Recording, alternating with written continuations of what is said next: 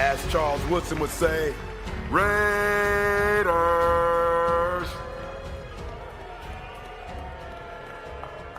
Yeah. Welcome back, guys. Just have to take a little break to eat, do what we gotta do. Today's show is gonna be Raider Talk. What do you think, Jason? Raider Talk? Is there anything else to talk about? Nothing else important but the Raider Talk. We're gonna talk about the Raiders, and plus one of a special. Well, I invite some people to come in our station, some content creators when they come in, and plus Jeff's gonna be where, Jason? He will be at Blake's Tavern, and I believe it's in Rhode Island somewhere. Rhode Island's about as big as, I don't know, Los Angeles. Pennsylvania Racer? Yeah, you can actually touch both ends of Rhode Island with your hands right there. It's the smallest state in the whole 50. Coming from the second largest state in the economy of the United States to the smallest state, so it is. Well, anyway, welcome back to the show, guys. That's in the chat. Who's in the chat? Our friend Jason Downs in the chat. But Bueno, as Bueno gave me a last second hate chat, man. Bueno, I still love you, brother. Yeah, but you know what he gets? Do it. Raiders. See, Brent, that's from the heart. That's from the heart, brother. Mm-hmm. So, I guess they're getting set up. They were all set up for another 20 minutes, but he'll bring us live from the Blackout Party they're having, which should be good. We got turn my AC on. They got like 98 degrees in here. Ooh, that shisha is cooking. Man, it's like 90 degrees in here. Anyway, so hey, Silver Smoke, welcome to the chat, guys. What's up, so much milk? Long time no speak. So, like I said, this is all right. I know college games go on today. Got some good games on, but not really good like the first weekend. But yeah, there's some games going on. Big game tomorrow. Absolutely. This is the game that will define us tomorrow. Mm-hmm. Whether we win or lose is how we're going to play this game. If we make it competitive and we don't do anything stupid, this is going to define us. This is the first game of the Pete Carroll regime. Mm-hmm. The first game of the Chip Kelly OC regime. Patrick Game already been there. So we're going to see how these players do. And then before we go into further, do another one, Jason. Hold on a second. Silver Smoke. Yes.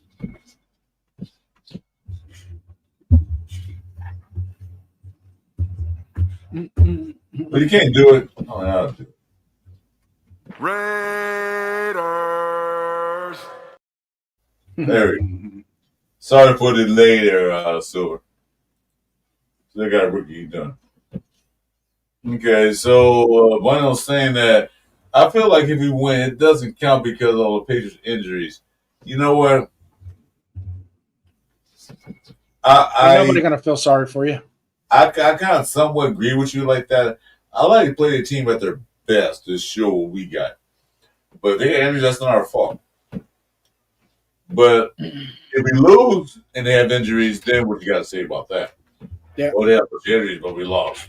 Yeah. Well, that means we're not good enough to be a team that's injured.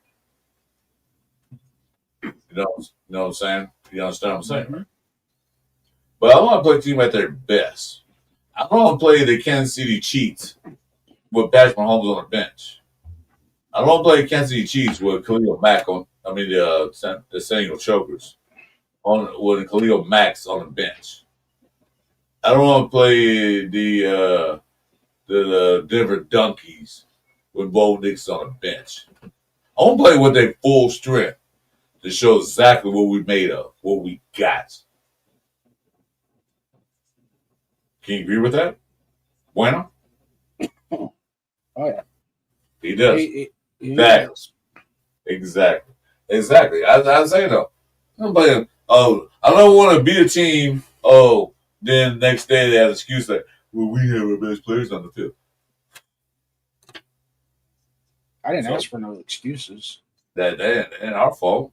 You didn't put your best players out there. Whose fault is that? That's you. That's your guys. So they weren't going to stop the game when Derek Carr broke his leg. No, they didn't. They didn't post on that game. They said, "Oh, we'll wait to a 6 weeks playoff game because Derek Carr broke his leg." Yeah, because he broke his leg. Yeah, no, we gonna wait. No. They stopped the game with Bo Jackson. Got a hyperextension on the Cincinnati game. They didn't stop the game. Oh, wait a minute. He got a hyperextended knee. We got to stop the game. Wait till Bo Jackson get better, then we'll continue this game next week or 2 weeks. No, they didn't do that. No.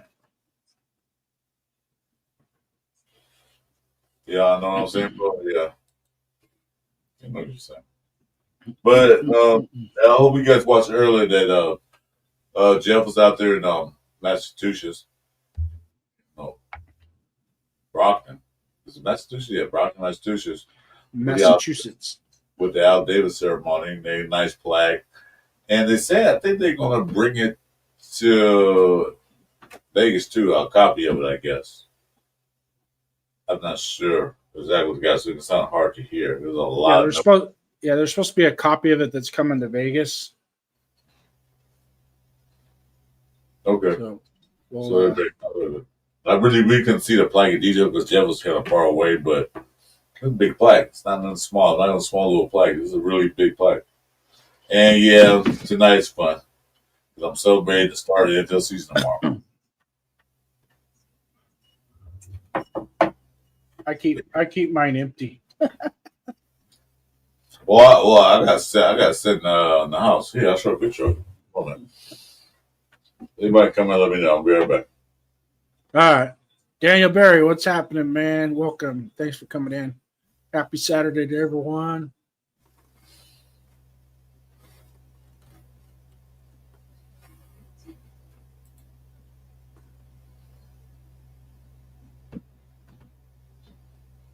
You go ahead and talk, man. Get it out. I got it. So, Chris, what is your pregame rituals? Do you have any pregame rituals?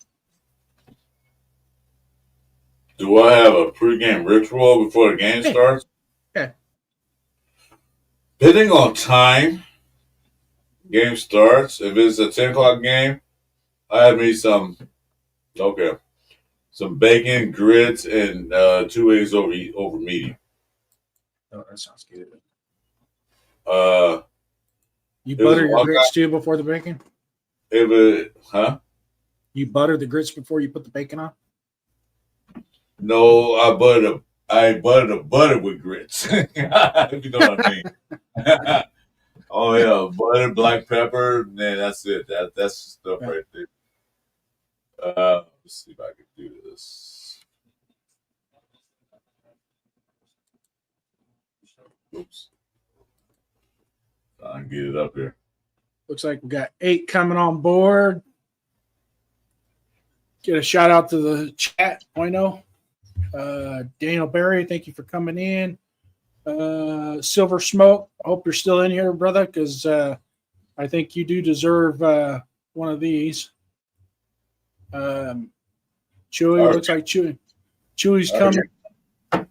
Hey, Chewy. Hey, what's going on, man? Hey, what's up? Hold on, Hey, guys. thanks for joining us, brother. Yeah, no worries, man. I seen you send me the link, so I was like, I got Okay, Bueno,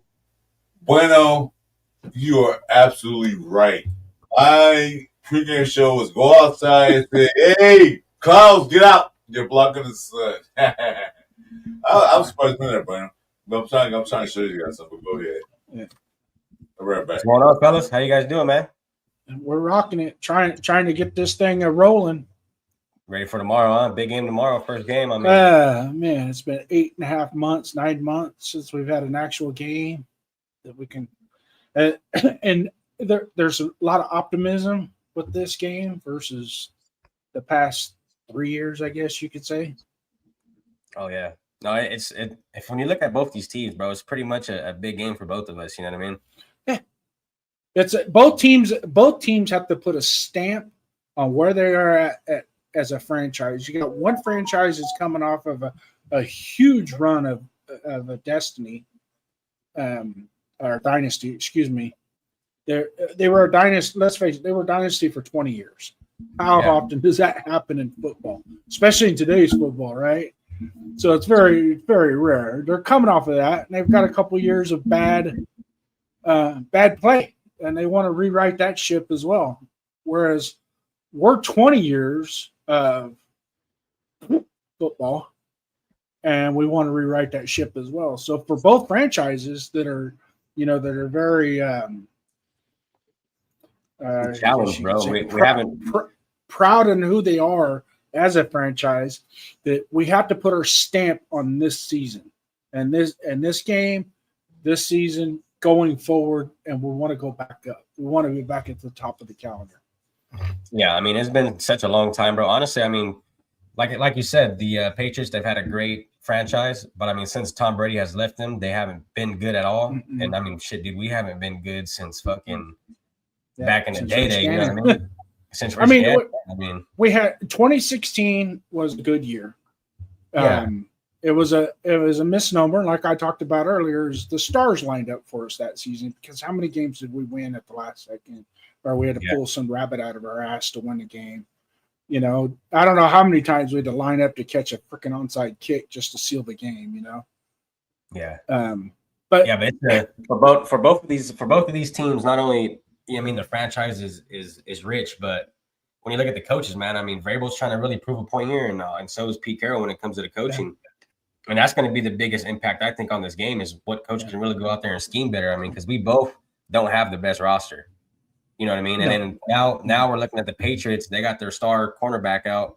And, I mean, we're dependent on rookies to go out there and show out on the wide receiving core. You know what I mean? So it's going to be an interesting game, dude. I think it's going to be, I say, close. I think both of these teams were kind of in the same boat on the same road, kind of going the same miles per hour. You know what I mean? So it's definitely going to be interesting. But my biggest thing is, bro, we cannot go in here and lose to Josh McDaniels' offense and let Robert Spillane eat us up. We got a guy in the chat, El Nomad. Welcome to the chat. So like, subscribe, hit up Chewy. Chewy, you want to go ahead and throw your link in there as well, so people can hook up on your channel. Yeah, I got to get to it.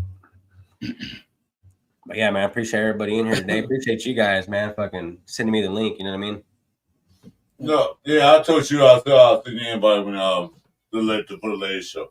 The early show was just the Jeff doing the the thing. So, but I told you I'll invite you in because I'm inviting people in, man, to come in and watch our show. Like I said, PSA, make sure you subscribe to both me, Chris Ford Raiders podcast. Also, Jason Downs, he's new. He's coming in. He does not work streaming on YouTube yet because he shuts out shows out now and then, but he's still here. And my boy Chewy, which we have a Tuesday night show called the Cover 3 Podcast. So Tuesday night at 6:30 p.m. Pacific time. Make sure you stay tuned, subscribe, notify, and we're gonna bring it in because especially this show is gonna be the post game show. We talk about Raiders post game. Yeah, what we saw, what we didn't like, and what we liked. Tuesday lined up actually pretty damn good. Mm-hmm. Not gonna lie. Hey, El Nomad, what's up, man? Welcome to the show. I know you on Chewy Sean, but hey, thanks for popping in. Appreciate it. Yes, sir. Raider guy right there, man. Oh yeah. Mm-hmm. Anyway, so Jason talking about his little shot glass he had because I said I'm sorry I'm early right now. I already have my second lunch, so I'm excited. I'm celebrating. But Jason, this is what I have. Oh, that's nice. Oh, your tower? Got the red shot glass with a ball back there. That's fine. That's nice. Yeah, we had one of those in our Raider wagon when we go to the games. There was one of those in the back. We'd pop that out. Everybody had to take a shot. It's custom made. I bought it to pop my leg, man. Like she showed me one of those. I said, well, she was displaying it for just people to buy it. I'm buying that one. You gotta make another one. That's mine. I'm not waiting 2 weeks, 3 weeks, 4 weeks. No, that's bad. Yeah. So I'm gonna show you that. You guys pretty confident in a win tomorrow? I'm not confident, but I am confident that we're going to be better than what we were last year opening week. I feel good that this game is so evenly matched that with Pete Carroll, we could pull it off. Yeah. You know what I'm saying? Last year, if it had been AP or McDummy as head coach, I would be confident in this game. If he was good as head coaches, I would not be confident at all. Yeah, I'm pretty damn confident, man. I just going through the roster breakdown, going through the coaches, you know what I mean, where everyone's been.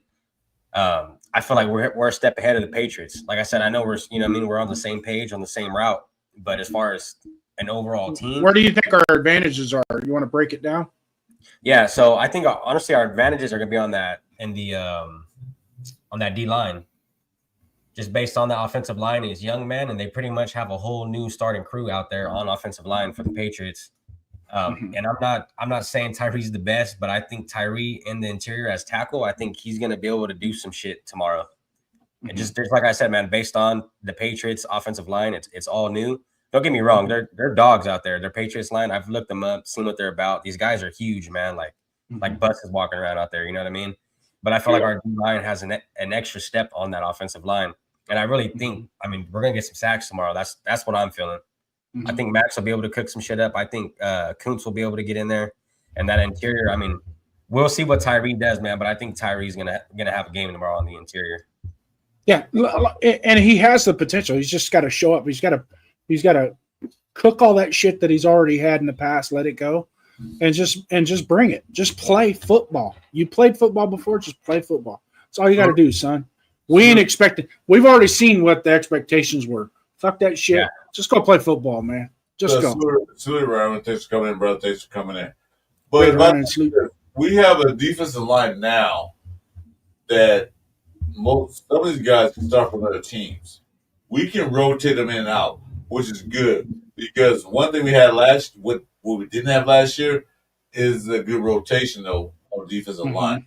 We depend heavily on Adam Butler, heavily on Christian Wilkins. They played the whole damn game. You know, Tyree Wilson didn't show up. We play these lines, we know what we're going to do. But now we got a rotation of guys that they can get in there. You know, we can come out, get in, go in. You know what I'm saying? With certain situations. So now we have a better deep tackle line than we had before. Yeah, I mean, you look at the guys we picked up as well. I mean, dude, like Tucker Hemingway, he's one of the guys I thought might have went up to a starting position the way he was playing in preseason. You know what I mean? Just based on Thomas Booker, yeah, he's another great guy. That's what I'm saying. Like this is a year that I've seen depth in all kind of positions. I mean, we haven't really had that. You know what I mean? And that's why I feel like the whole Jacoby Meyer things is kind of getting blown out of proportion. Is because, like, don't get me wrong, he's a great wide receiver, but it's very easy to be number one on a team that doesn't have any kind of people moving around or anything like that. You know what I mean? So I can see why they're holding out on him. But I mean, in overall, I think dude, this team and all is way better than what it was last year. Well, that's good. Meyer's thing. Reason why he was like the receiver last year, because who was there? That's what I'm saying. All they had was Brock Bowers. Tucker was there, but Tucker's one of the guys that get down the field. He's time for his route to develop, focus on the ball. But then, according to the offensive line and the quarterback play we had, didn't have time to give him the ball. This should be a lot better. You don't see Tucker come out there and make some very big catches. He's not going to be a 80 catch or 1,000-yard guy. But I'll tell you what, the catches he makes going to impact the game. Yeah, no doubt. And I mean, you got to look at it too. Like, we had no run game whatsoever last year. So if we did have a run game, last year I thought they stopped the run game. I thought they stopped running the ball last year. Quit. I thought they put a rule in, you guys can overrun the ball anymore because we couldn't like 2.4 yards on average run for the Raiders last year. Yeah, 2.3. Yeah, it was insane. That's what I'm saying. Like, imagine if we did have a run game. Would Jacoby Myers have hit 1,000 yards? You know what I mean? Like, so that's what I'm saying. I get the whole speculation behind it, but I mean, dude, I'm pretty excited for this year. I don't think we're gonna go and do big things like everyone's saying. I see guys out there saying 12 wins, 11 wins. You know what I mean? I mean that's a bit too much for us, I think, this year. but I do think we're in the right zone, man. That you know what I mean. This is the first year of a new team, you know what I mean, of a new regime, of a new head coach, and everything like that. So I think this is just a stepping stone for us this year. So, Bueno saying, do you expect a heavy game plan for us? Us to focus on the passing game. Well, both teams want to run the ball. McDaniels, whatever I'm gonna call him. They like emphasize on the run game. With us, he didn't have a run game. We had a run game, but that happened. They both want to run the ball. Chip Kelly's an advocate of running the ball. Pete Carroll's an advocate of running the ball. But what that comes with running the ball is you get that sets up the play action pass, the RPOs. So Chip Kelly's going to rely on the run. Get that run game established where the linebackers and the safeties come up, expect them to run, then you got RPO going. Yeah, then you got play action pass. Because you got to remember now, suppose last year, we had a deep threat. But we also have route runners now. Because due to popular belief, is that throwing on routes. Yes, he does. He did it before. It's that 10 seed and 11 run routes. They like, you fast, you go down the field. No, Thorin Thorin has a route tree, bro. Like we even heard him talk about it. You know, he said I could run. He pretty much named off all these routes, bro. And he's like, I could run them all. You know what I mean? It's just you gotta get him out there in the open space to do it. And we got to have a quarterback that can complete a pass. You know what I mean? And that's the whole biggest thing on the RPO is we finally have a running back where we can sell the RPO. Because, I mean, last year, who's going to really bite on Zamir? You know what I mean? I mean, dude, the offensive line was horrible. So it all makes sense now what this team is doing, especially adding in Chip Kelly. If you guys watched any college football last year, dude, that's what Chip Kelly did all year was run that RPO. And he was pretty damn successful with it, too. What's up, Bill Davis? You know you're a moderate. No, Billy, you're a moderate on my channel, dude. So you go on my channel now and then, dude. You are a moderator. You're the first moderator ever made. So second, but third, fourth. Now to Billy anyway, Davis. What's up, Billy Davis? Always in the channel, man. 2 cents. What's cracking, big 2 dog? cents. What's up, bro? They got my 2 cents. Build my 2 cents. What's up? Always welcome to come in, man. Love my 2 cents. Yeah, he's a dog, man. For real. Hell yeah. Yeah. So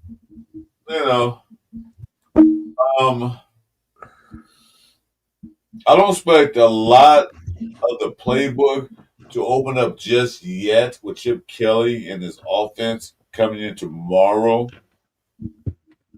So I expect a lot of plays, but not a whole lot of plays. You know, I'm trying to get what I'm saying. Like I'll pour you half a glass, you can taste it, but wait till we get it later in the season, you get the whole glass. No, I could dig that. I could feel that. I mean, this is my thing too, guys. I mean, with Christian Gonzalez being out, I'm really hoping Dante Thornton, Jack Besh, those kind of guys can really get out there and get on field and learn just off this first game. Because, I mean, when you look at it, really, guys, we're supposed to win this game. You know what I mean? When we really dissect who's all playing tomorrow, all the guys that the Patriots do have out, I mean, our team looks better than what they got. Not only that, but, dude, they're going to have to double Brock Bowers. You know what I mean? They're going to be obviously focused on Jacoby Myers. And not only that, but every team is going to be scheming up against Ashton Genty, right? I mean, who wouldn't? What's up, Nav, man? Guys, give me a second. Raider Shield, what's good, Nav? Yeah, check private chat in a minute, Jason. Give me a minute. But yeah, I'm gonna talk, but I'm gonna take off camera. But yeah, I expect us. I don't know what to expect. Everybody tell me they got Spillane. Okay, fine, but Spillane's one man. You know. Yeah. He can't do it all. He did it all for us. But can he do it again? Yeah. And that's I'm going back to what I said about Jacoby Myers being the number one on our team. Like, you know what I mean? Don't get me wrong, Robert Spillane was that good, but he had so much spotlight based on we had no depth in our team whatsoever last year. You know what I mean? So I mean, obviously it's good for guys to go in there and ball out and be able to prove or at least kind of show that they're number one. But we got to wait and see, man. I mean, we finally got some depth. You know what I mean? I mean, do you guys think really that Robert Spillane could have beat out every linebacker that we brought in this year? Well, you remember when we got Pittsburgh, everybody like Spillane, he can't cover. He can't do this, that. We got him. He covered. Okay? He covered when he got him. So I don't think he can. He's fine. He's good. I'm not gonna knock him. He did good for us last year, but when Yeah. the Pittsburgh, he was a second string guy. So he came in there, he started. He did good on a Patrick Gap system, and we have to play. But do you think that one guy can compare to the four guys you brought in? No, No. because The guy- each one have a certain technique that they can do. Devin White's going on coverage. Roberts is a good on run stopping. So I don't think one man wrecking crew is going to take care of 10 other guys. Yeah. And not only that, but I mean the track records of these guys. You know what I mean? Landon Roberts. I mean, we've seen what he did his whole career. You know what I mean? Jermaine Pratt. I mean, he was arguably one of the best guys on that defense for the Cincinnati Bengals. Devin White. I mean, dude, like these guys have been to big games and really seen some shit. You know what I mean? So I trust the process and what Pete is doing. It looks like he's bringing in guys that have a lot of history, have a lot of knowledge, and it looks like they're bringing younger guys in. And I'm hopefully this is what the Raiders never do, and this is why we're all fucked up because we never get guys and let them build up. You know, we never get a rookie and build them up as a true Raider. You know what I mean? We're either constantly letting guys go or it doesn't pan out with these guys. And I think Pete Carroll is the one that he can really mold players who haven't had any success and make them great. Like look at Tyree Wilson. You think Tyree Wilson would have been this good with AP this year coming up or Josh McDaniels? You know what I mean? Pete Carroll has an eye for that shit, bro. And I trust what he's doing. It's making sense. Yeah. But it's going to take more. It's going to take more time than just one preseason. I mean, we're not going to see the fruits of it. We're not going to see the fruits of his labor probably until about week 5, week 6. We'll start to really see the fruits of his labor. We'll notice a little bit tomorrow.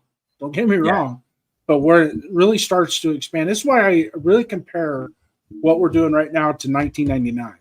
In 1999, you can really start to see John Gruden, how his vision of what he wanted going forward. Even though we went 8-8 that year, we still had a lot of really good, tough games, and and you can really start to see, okay, something's happening. You know, we brought in Andre Wright. When we brought in Andre Rison, that was like, okay, that's Gruden's vision of how the offense needs to run. Okay, now we just need to build the defense. Unfortunately, that was also the time that we were having issues with Darrell Russell and his suspensions for smoking marijuana. So that kind of hindered the progress on our defense. And then Al Davis had to go out. He had to sell his soul to the devil to build the defense for Gruden in 2001. So, well, Gruden actually sold the defense away. He got rid of some players they should have kept, not only including Matt, but a couple of players they got rid of. Gruden is an offensive. I'm talking about 1.0, not 2.0. 1.0 Yeah. Gruden. Okay. All right, my bad. Continue. When Al Davis was alive. Well, that was Al Davis. Wow. Well, my comparison is if you look at how they're formulating this team and how they're building this team, him and Spytek, is the same as Bruce Allen and John Gruden in 1999. 98, 99. In 1999, it started to come together, and you can see it. There was a little cast off. We had injuries. We had Darrell Russell get in trouble with the NFL, get suspended. Eric Allen got hurt that year. So we had a lot of, there was a lot of things that happened that year that we had a lot of adversity. There we go. Adversity that team went through. But yet at the same time, it started to build. You can start to see it build, even with the backups. And so when we came back in 2000, we had the game against Kansas City. You know, and I know, everybody else knows that January 1st, 2000 game against Kansas City when Tyrone Wheatley smoked all them defenders going into the end zone. That was the turning point of our team. And when they came back in the offseason. So now this year, what we're seeing the same concept. We're going to build within. We're going to slowly build. We're not going to go out. There's no reason to go out and spend $50 million to give up 18 draft picks for one guy. That's not going to help us today. Yeah, we did it before. It doesn't work. Okay, hold on a minute. Navin, I sent you an invite. This is the content creator only show. So you're welcome to come in. You can come in for like 15, 20 minutes, and then that's it. But yeah, I sent you an invite. Check it out. He's coming for like 15 seconds to get out of here. It's gonna be like the drive-through at Wendy's. You're gonna be 15 minutes. There's Jack Kenner too. I know Jack Kenner. G fam. G fam. I didn't see how you ended last night on the fantasy. I know so far Jeff's getting his ass whooped by me. So. I don't know all that. So. But didn't Jeff draft all Raiders on his fantasy team? Let me know. I'll send it again. Give me a thumbs down, thumbs up. You didn't get it. I'll send you one. We got Jack Kenner in the building too, guys. Salute Jack Kenner. What's up, Jack? He's over there doing his thing with Captain well, Jack Kenner, you can't come in because he's not a content creator. You just a guest on everybody's show. What's up, Nav, man? Hey, what's happening, folks? Hey, I'm on location, dude. I'm out at my daughter's house. We just got in a little bit ago. Oh, wow. Right on. Oh, yeah, daughter's house. That's why the house looks nice. Oh, okay. Yeah, we're out. You shaved, you brushed your hair. Yeah, I think you even brushed your teeth for this one. That's pretty good. Yeah, you're probably confident in that hat. Hey, Downs, you know what, brother? I don't know if this is set for a adult channel or not. It's peachy. All I say is if you bring it, you better bring it hard. It's rated not for everybody. Oh, yeah, got you. So go fuck yourself's okay. I can say that. No, you can't fucking say that here. Oh, okay. Yeah, so watch your fucking mouth, would you? No swearing, guys. Come on. Hey, Chewy's got kids behind him. Oh, does he really? Oh, shit. Well, look at his mustache. You know we can't be cussing around him. Well, hey, look, once the mustache and the beard connects, he'll be a true Raider fan. Yeah. There it is. Chewy's been shaving. Hey, Chewy's been shaving for 2 years, and he's cut himself both times. Shit, I've been shaving. Leave Chewy alone. He's my goals. I love the kid, man. I love being young, man. You know what I mean? I'm hoping I never get to your guys' age. Yo, you better hope you get to right. That's the thing, though. Yeah, shit. I hope I never. You will get there whether you want to or not. You will get to that age. Shit. Just eat your spinach, you'll be just like us. It's so now, man. I ain't talked to you in a long time. How's the business going, man? You're working. Yeah, you've been busy, huh? Oh, you're talking to me? Too soon. Yeah, your name is Nav Man. You're the only Nav Man in here. Talking to me? Oh, wait, I was just trying to, put some Jeff in here. Sprinkle some Jeff in. Nobody can bring up Jeff, man, because one thing, you don't have your Dunkin' coffee, and you don't have your calzone, so you never can be Jeff. Oh, that's true. I mean, I wasn't trying to be him. I just trying to sprinkle some freaking Northeastern charm in there. I'm trying to get the accent. Obviously. When you get ready, a Rasta, what do you think of a Rasta? Yeah, well, take it down to the harbor. So, you go to the harbor. Nah, you gonna park the car?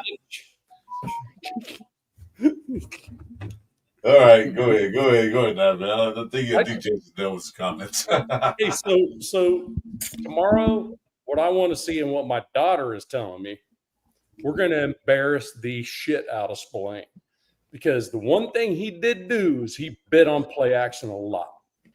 And I'm going to tell you what, with Genty standing back there, he's going to have to think about it every time there's a play action. And then he bites on that shit, and freaking Brock and Mike are going to take his head off. And I'll tell you what, I want that dude gone out of our memory. And tomorrow's the day to do it. That's my motivational speech right there. Yeah, him and McDaniels are two guys, bro. We really got to go out there and embarrass. Because, I mean, if these guys go in there and whoop on our ass, it's going to be an embarrassing day for the Raider Nation, man. I can't imagine that. Gonzalez, I was already saying, it's like if Gonzalez did play with that hammy, I'm like, the first three plays, whether we go 3 and out or not, need to be deep. Right. See what he can handle. You know what I mean? And, I mean, who the fuck is the rest of their defensive backs? I mean, we know our defensive backs' names just because they're ours. You know what I mean? But I mean, Gonzalez is a freaking all-pro stud. We should have drafted. I wish we would have drafted him, but we got somebody a little better. So, but I will tell you, and then if Jamal Adams goes off week 1, we have to believe in that shit, man. At No, this he's a point, dog. that Pete Carroll just resurrects shit. He freaking just he finds these dudes that got shit left in the tank, and he freaking uses them to the utmost of their ability. Where's my shotgun? It's missing. Exactly. That was the same thing. Oh, We get the there's rifle. Shotgun right there. Yeah, but now, man, check this out. Check this out. No, he meant shotgun. He meant shotgun the beer. Yeah, No. shotgun. Now, Oh, when it's hard to do that still today. But now, man, what's gonna happen is that the way the Raiders picked up these players and the way defense set up, you got guys rotating in and out. Last year we didn't have that rotation. Great, Seth. Welcome. Hey, Seth, welcome. We didn't have a rotation. We got rotation, like you said, Jamal Adams. He's not on the starting lineup, but he will rotate in. Like I always said, I don't give a fuck. Excuse my language, but fuck it. I don't care who starts. I care who finishes. Who finished the game off? Who makes that key tackle? Who makes that interception? Who gets that last touchdown run? Who gets that first down? That's what I care about. So what? You don't start the guy that supposed to be started. So what? Did he finish the game? Jamal Adams will be a key point of his defense. You got guys that can rotate in. You got Butler. He's gonna be the starter. Yep. Then you got now it's not Lalu now it's Booger. But then you got Tonka Henry, like my boy Chewy said. Then you got Pegasus. That dude can backfield fast. So we got guys who can rotate in and out to keep the defense fresh. As far as DBs, I don't care if DBs are good as not all-star DBs, but they got defensive linebackers that stop these guys right there on the spot. Defense ain't got to run anything. Just stick to your coverage. Stay disciplined. I've only got probably about 5 more minutes. I got to start the grill because I got friends coming over and all that stuff. That's good because you got 6 minutes left anyway. I'll take 10 minutes, so you get 6 minutes. He put you in a time limit. I mean, I just wanted to get out a couple things that I think man, very important, and one is, God dang, if we get that front 4 upfield, I don't care. It doesn't have to be a sack all the time, but we can get them upfield with those linebackers. One thing they can do is tackle every day, one of them, right? If we can just get that pass rush upfield, our fucking back end ain't fucking matter. Exactly. Well, because what I want to see is Jamal Adams and Jeremy Chin out there freaking just trolling, waiting to freaking knock somebody's fucking head off. There's a key to what you're saying though, Nav, man, is when we dirty that pocket, Drake May can escape and he can throw it over your fucking head if you ain't paying attention. So our secondary is going to have to stay disciplined on the backside and let those linebackers polish off the pocket. That's why I myself think Jamal Adams is going to be the biggest sack getter tomorrow. I'm looking at 2. Now his sacks are maybe going to be for a yard or 3 yards. They're not going to be deep, but he's going to get those, or he's going to get those. No, you get what the importance of tackle for losses. The TFL just as important as a sack. Everybody's trying to run the ball. You hit them 3 yards behind the line of scrimmage. That's just as important as a sack. Everybody look at everybody like sacks. Look at the TFLs, the tackle for losses. Okay, first down 10. Run back, go to the middle. He hits in the backfield with 2-yard loss. That's now taking 12. That just supports a sack. Yeah. Right. Well, I mean, that's my thing. The thing about it, everything that I've seen, Jamal Adams in joint practice, Jamal Adams preseason, looking back when he was a freaking stud. I mean, the dude was. He finishes every tackle. The one he's tackling never gets a yard more. He finished the tackle. Right, but you know what I'm saying. Yeah, he finished the tackle. And that's something we've been freaking. I know we've all talked about it, but damn, the last 15 years we haven't been able to fucking tackle for fuck's sake. We can tackle after they give out the 3 yards. Right, but that's what I'm saying. We haven't been able to tackle in the open field. Our corners couldn't. Our freaking our safeties couldn't even freaking tackle. That's what preseason looked like. That motherfucker couldn't tackle. Wait a second, Abram, yeah, he could tackle, but every time he did, he freaking got a nice screenshot in the camera. The old safety? Yeah. Yeah, Jonathan Abram. He wasn't tackling. He was doing what they call highlight tackling. But I'm telling you what, that big hit, the big hit Oh, on 13, welcome. that highlight reel. That was the kind of tackling he was. You want to make that highlight reel. Oh, what a hit! So yeah, hey guys, so just on that note, 2 people I want you guys to watch tomorrow. Yeah, Jamal Adams not starting. Why? Because they just don't know where he's actually a starter at. To be perfectly honest with you. That's what I figured out, not us. Right? You don't have to start. He can finish it though. Right. But what I'm saying is he don't care about it. You know what I mean? He just wants to go freaking like take somebody's head off. Yeah. Jamal Adams is going to be on a pitch count anyways, and that's Yeah, okay. That's okay. He'll be on a pitch count. He'll have 20 to 25 plays. That's all he's going to play. All right. Packages for him. They got packages specifically for Jamal Adams, I believe. All right, man. Before you leave, go ahead and tell you about your shows upcoming if you want to before you leave. Actually, since I'm at my daughter's place, she's going to be all decked out in freaking Max Crosby shit. I'll be decked out in freaking Brock Bauer shit. We're going to be watching the game. I'm sitting there thinking, hell, A lot of 8s and 9s in that house. A lot of 8s and 9s. halftime I So might yeah, so you don't have There it is right there. so you don't have upcoming show. Crosby, Anything baby. you want to broadcast right quick before you sign out? You got a show coming up? No. It doesn't matter one way or the other. I mean, I might just pop up randomly because if I can get my daughter on camera, that's a fucking epic event, bro. I'm just telling you. Hell yeah, that'd be nice. All right. I'm just trying to We are in Washington. I might just fucking feed her a bunch of fucking gummies and make her do it, and just say, hey, look at this camera real quick. We're just going to talk Raider shit. Don't worry about those people. That's all AI. Yeah, they're all fake. fine. All right, now. Thanks for coming by, dude. Appreciate it. The 2 people to watch though on defense: Jamal Adams and Jeremy Chin. They're probably each going to get a freaking roughing penalty or an unnecessary roughness penalty. And that's the Raider way. So I'm just saying, as long as they're not a game winner type deal, if they're out there in the beginning in the first half just popping people, that's what I want, dude. That's the Raider way. To watch on what he played. Out there to care about the penalty. So what? just let that MFer know that we're the Raiders, and if you come run down the middle or come like this, you will get popped. a 15-yard penalty is worth the total respect for the rest of the game. Exactly. That's a tone. Yeah. Got to make their knees wobble though. Got to get them a little shaky in the knees. What is it? Yeah. Madden looking out his ear hole. Mm-hmm. Exactly. Yep. All right, guys. Hey, man, All I right, appreciate you having me on. Thanks, Yeah, Steve. bro. Popping Hey, in, bro. We'll Appreciate see it. you. See you, Neff. Tomorrow.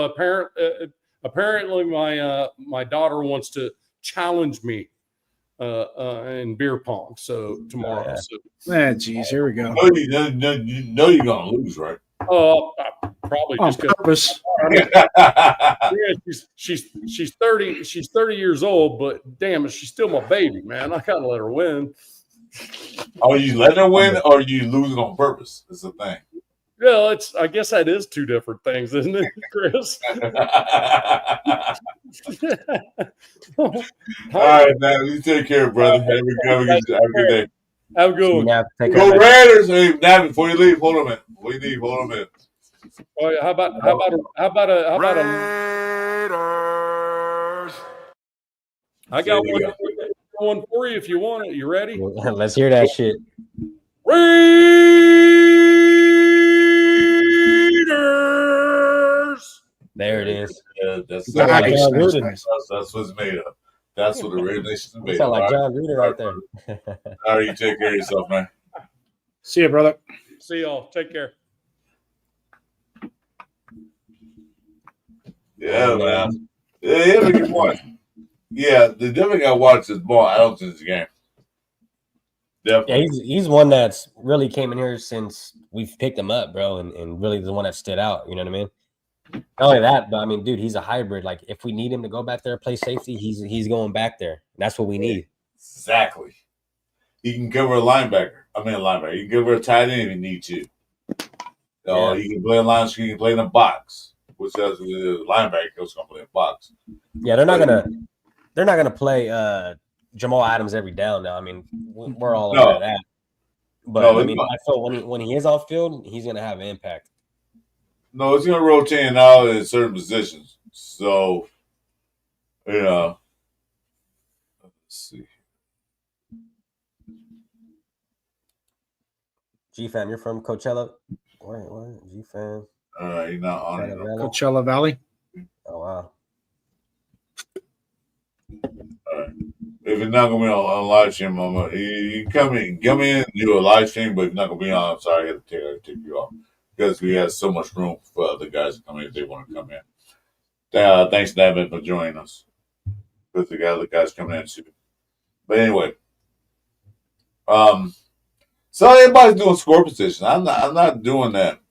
I did it already, but the way these first games went, first two games, both games were tight. They were close.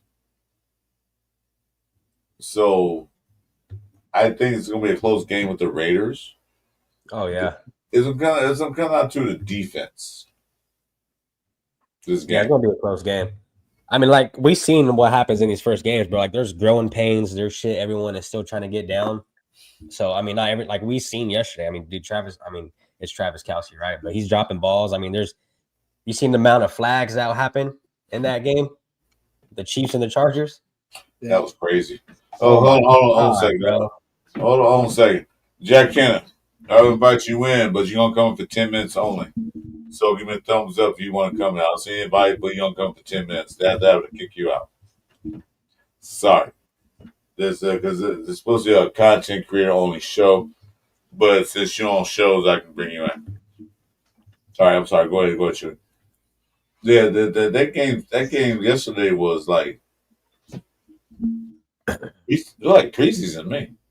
Yeah, like I said, it's the first game, bro. They're still trying to figure shit out. A lot of new additions, you know what I mean? Especially when you have new additions on the offensive line, that's when it gets tricky, bro. Because, you know what I mean? They got to get used to the cadence. Because we've seen how many times their rookie, I believe it was on the Chiefs, Simmons, I think his name was. He was a rookie, bro. And he fucking was getting called for flags left and right. So that's what I'm kind of hoping is going to happen over there with the Patriots, knowing how they got the whole new offensive line, the rookies on the offensive line, hoping to see a lot of flags on their side. But I do see a low-scoring game with the Raiders versus Patriots. Chris, I think I told you I got it going 19-13 with the Raiders win. Yeah. I see a lot of field goals. I don't know, man. It's just that first game is always, it's either going to be a fucking blowout or it's going to be a really close game. You know what I mean? They're hard to tell. Well, I think we mentioned on Tuesday they had 3 rookies on the offensive line.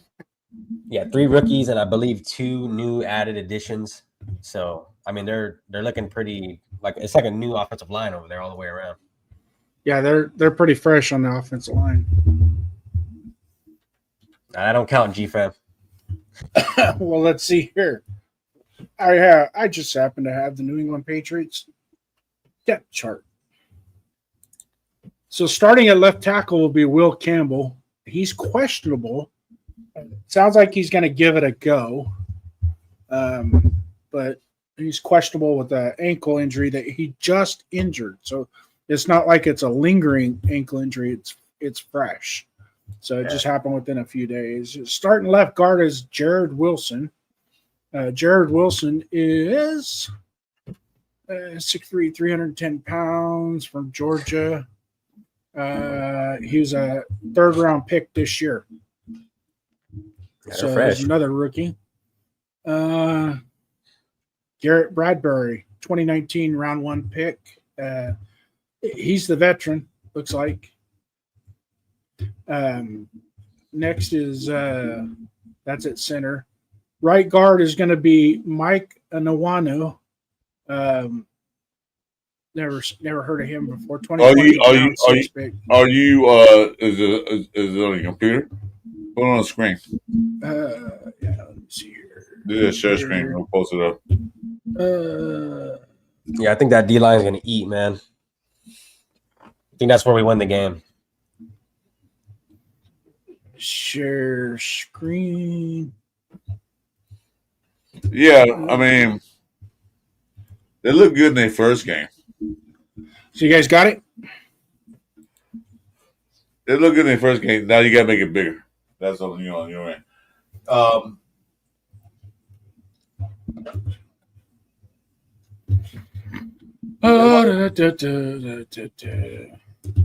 Control plus. Yeah, I mean, for them to play Campbell, how fresh he is in the league on an injury, bro. I mean, that's kind of fucking stupid. If he does play, I mean, I would not let that happen. Well, I don't know if they have either choice because I don't know who plays behind them. I can't really see the screen because it's kind of small on my end. Yeah, I'm waiting. I'm getting a spinning wheel right now. The old spinning wheel. Huh? You got the hamster running in the background. Yeah. Is that working better? Upgrade to not a gerbil. What's those things called? Those big rats. Yeah, there you go. Really can't see the screen, but It's actually kind of small on the web page too. So that's fine. That's fine. But it's there. So I mean, their offensive line is fairly young. They got a couple of veterans on there. Bradbury, and he's not a bad center. It's pretty good. Yeah, he's pretty good. I think I think Will Campbell's going to be a great offensive lineman. It's just Yeah. I mean, year one, you got to let these guys get in there and get the motions. You know what I mean? Yeah.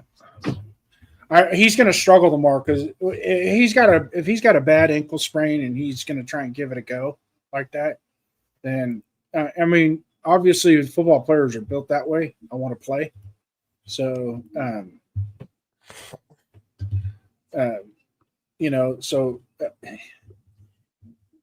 he's gonna give it a go, but I don't know how effective he's gonna be. It's gonna be hard to tell. Me personally, I'm super against letting that dude play. I mean, we seen look at the whole Christian Wilkins thing, bro. Like if we would have let that man play, you know what I mean? Like, hey, what's salute, fellas? Oh, hey, Jack, what's going on, bro? Hey, Jack, you got 14 minutes left, man. And then he comes in wearing Patriots gear. Yeah, I know, right? This shit. Yeah, I wasn't expecting to go on a show tonight, so I'm just wearing a T-shirt. Well, okay, then take your shirt. Take your shirt off. I will say that. Take your shirt. I'm glad the Chargers beat the Queefs. Me too. I was happy watching that game. I'm not gonna lie. Right, I agree with that, bro. Chewy, I agree with that. JD, Chris Ford, Chewy, salute, fellas, and salute the nation. Yeah. So I got 14 minutes and like 20 seconds left. So I'm going to say I'm looking forward to like our defensive line versus New England's offensive line. So they got 4 new starters, right? They got 4 new starters. Yeah. Number 4 pick overall. They call him T-Rex because his arms are small. So hopefully Malcolm Kuntz arms are like. I would love to see someone post that in the chat. Malcolm Kuntz arms versus, So basically, you got an octopus going against a T-Rex. That's what it is. Right. Well, there's a reason why they called on the other side. You're going with Moses in Mad Max Condor, right? Long arms. Let's flap them. Let's go. And their right or left tackle or left guard. I'm sorry, is like the guy was drafted in the 3rd round center. So he kind of moved around like JPJ now, but so 2 rookies on the left side, 4 new offensive linemen.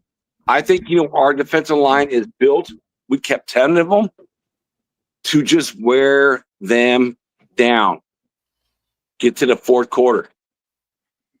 Yeah, I feel like our defensive line definitely has to step up when it comes to the Patriots' offensive line. I mean, Max Crosby's going to eat, bro. We've seen what Kuntz did that last half of the season with us. Not only that, but I mean, Tyree Wilson on the interior. Hey, tomorrow's going to be the day we can really see is this guy really improved, or is he one that just needs to get cut? You know what I mean? But in my honest opinion, I think Tyree Wilson will be one to go out there and make a splash tomorrow. I hope so, man. If they do, Dude. if they do what I think they're gonna do, Tyree Wilson is gonna move from defense tackle, defense end throughout the course of the game, depending on the matchup. Like I said, I think they're gonna I know Kenna and I know Jason. Remember Javon Curse? Javon Curse was a freaking nature dude. This dude had long arms and was fast. Tyree Wilson's not as fast as Curse was, but Curse was lined up all over the line of scrimmage. They didn't know where he was. Defense. He's all defense tackle. He was a defense end. Sometimes he played at linebacker spot. And I think that's going to try to do that with Tyree Wilson. I don't think going to be a linebacker. It's not fast enough. Hell no. They're going to put a D tackle in one play, the defense in another play, depending on what they got set up. That's what I'm looking to do with them. Yeah. And knowing all the injuries that these guys are having too, you know what I mean? Will Campbell's not going to be at 100%. Christian Gonzalez is out, you know what I mean? So I'm really hoping Jack Besh and Dante Thornton get to go out there and prove themselves. Because you got to think about it. If Christian Gonzalez is their number one, who is he going to be guarding on the team? It was obviously going to either be Myers or Bowers, right? Well, with him gone, number two has to step up and guard Myers or Bowers. And now you're leaving number three cornerbacks out there to guard Dante Thornton and Jack Besh. I mean, I think Thornton and Besh will be able to have a game tomorrow. But Gonzalez is a cornerback. Cornerbacks usually they have a problem guarding big tight ends. Bauer's not a small tight end. So unless you're Patrick Surtain. Well, Patrick Surtain is a specimen. How many Patrick Surtains you have out there? Not many. Yeah, no, yeah, it's rare. It's rare to have a cornerback that can guard a tight end. Yeah, I know, but it does happen. Do Patriots have a Surtain? No, they don't. But yeah, JD's probably right. Like they're going to do Gonzalez to guard Bauer. Bauer's probably win that battle 9 times out of 10 because not only that he's big, he's physical too. I don't see him guarding. But okay, guard Bowers. What about Thornton? What about Tucker? What about Myers? Who will guard them guys? That's what I'm saying. With Christian Gonzalez being out, they're dependent on 2s and 3s to go out here and step up. You know what I mean? And I think that's what I'm saying, man. I really hope, like, if Thornton can't go out there and do something tomorrow against the 3s, the 2s, I mean, it's going to say a lot, bro. And I mean, Jack Besh, round 2 pick. I mean, what's going on with that? You know what I mean? We're expecting those kind of players, 1, 2, and 3, rounds 1, 2, and 3 to go out there. I mean, not too much on 3, but I mean, round 2 pick, bro. That's kind of big for a guy who isn't doing shit or hasn't shown anything to us, at least preseason. Yeah, well, last season is like the only one that can cover Bowers was Patrick Stain. So when Gonzalez out now, man, that the field's gonna be opened up. I feel pretty good, you know, in not getting Amari Toomer. I want Thornton to thrive. You know what I mean? I want to see that kid go, and he's gonna stretch that field. And Trey Tucker's gonna stretch that field. So the underneath stuff's gonna be way open for the Raiders. Hold up, Jack. Gotta do this. Raiders. Gotta do it. If I say Raiders, come with Jack. I'm sorry, go ahead. Man, not only that, Jack, but I mean, if you think about it, bro, that run game is going to open up that pass game tremendously tomorrow too. And that's the biggest thing. And not only that, but we have running backs who could catch in the outfield. You know what I mean? They could catch in the backfield. Ashton Genty can catch a ball. So it's going to be. I think we're going to be able to tear that team up tomorrow. I think we're going to walk away with a win. I don't think it's going to be a walkover. I think the Raiders are going to like throw more than a run. Yeah, they have the better advantage when it comes to that. Just like I said, based on, you know what I mean, the cornerback situation is ugly for them. But yeah, I mean, don't get me wrong. If you see, I think Ashton Genty is going to have a game tomorrow too. Well, my biggest fear, like what Jason Downs says, that Drake May is one of the quarterbacks that can get out the pocket. You know, that's one of the guys. Like, we watched the game yesterday, Chewy. You know, everybody else watched the game yesterday. You saw what Mahomes and Sherbert did.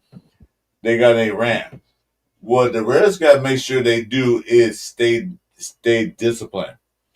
You know, they got to make sure, like, if he's coming around, don't leave your guy to go get the quarterback. Lead up to the defensive tackles, the guys playing the box. If you're a cornerback, stay with that guy regardless. Because I'm watching, Mahomes will have 65 yards rushing. So he had more rushing yards than some running backs did. Oh yeah.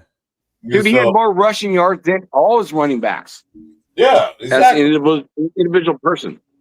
That's my thing. So it kind of shows us, from guys from the AFC West, like all of us, man. Maybe we're kind of underestimating, what the Chargers defense is.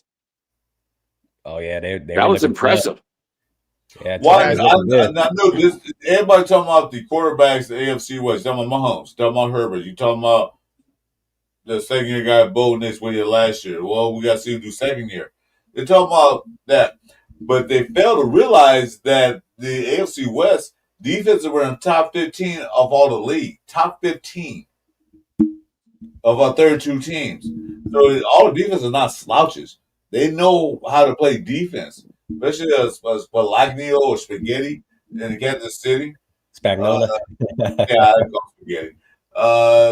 Then you got down to Chargerville, and then Denver. Denver had one of the best defenses last year.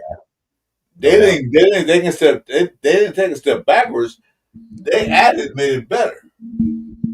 So we'll see how they play. They're way better. Well, we don't know yet until we see how they play tomorrow. But the defense got better on draft and on free agency. Like I said, I can't say nobody better than anybody. Yes, we saw 4 teams play the past 2 days. I thought Philadelphia still look all right, but they look kind of suspect too. Dallas look like they'd be in Dallas, but it looked a little better than last year. We saw the Chargers and the Kansas City Chiefs go at it. So they've got 2 sample sizes. We'll see tomorrow how the rest of the league plays. Yeah. OG, I agree with you. Hold on. Yeah, man, you and OG should talk. I think that'd be cool. Real quick, you guys see Omari Hampton yesterday? Yeah, I was not impressed with him. I was not. They were talking all that shit. 3.2 yards per carry. Better than Genty. Hell no. Well, his average went up because he did click off a 12-yard run. It was pretty impressive, but that's pretty sad. If your overall is like 3.2 yards per carry, yeah, that's a 12-yard run. I don't think they didn't emphasize the run enough. I don't think the Chargers emphasized the run enough in that game. They actually came out. I believe their first 15 plays, 12 of them were pass plays. They were thrown. Yeah, so they were looking to establish the passing game more than the run game because they were thinking that the Chiefs are going to come in looking to stop the run, so we need to get over the top of them, get behind them. And Keenan Allen played really well yesterday. I'm going to jump over to the defensive side of the ball because you guys were talking about the Chargers on the defensive side of the ball, and they look really good. I'm going to pump the brakes on that for just one fucking second. That pass rush of theirs was the slowest pass rush I've ever seen with Khalil Mack. It was slow. It was 2.5. It was 2.5 to 2.75 seconds before Mahomes even felt pressure on that. And when he escaped was because he was on the edge. It's to his advantage because if I wait just a little bit, their secondary is going to break down because their secondary is only going to cover for 2.5 seconds. If I wait, bust out of the pocket now. Remember, you're talking about staying disciplined on the back side. Don't come up. Stay on your man on the deep end. Don't come up. Let the linebackers, let the defensive end. If Patrick Mahomes gets 8-9 yards scrambling outside the pocket, let him have it. The last thing you want is him to scramble, and then you come up and they throw it right over the top of your head for a touchdown.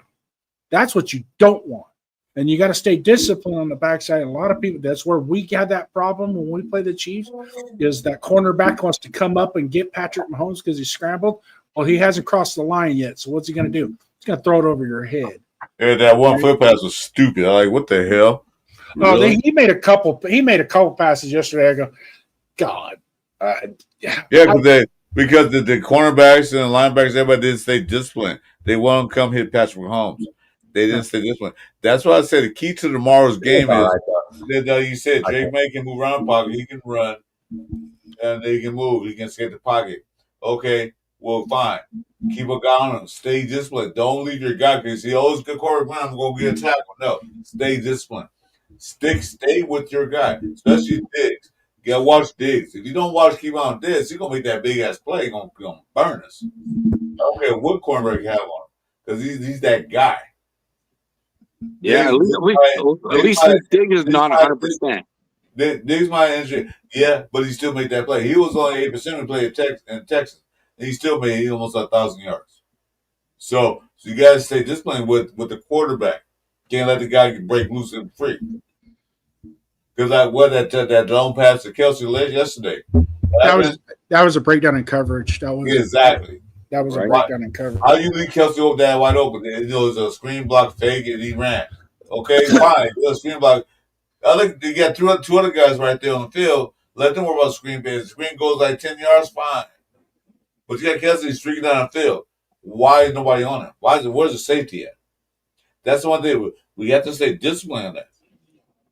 After you been down on that play, and that's where he fucked up.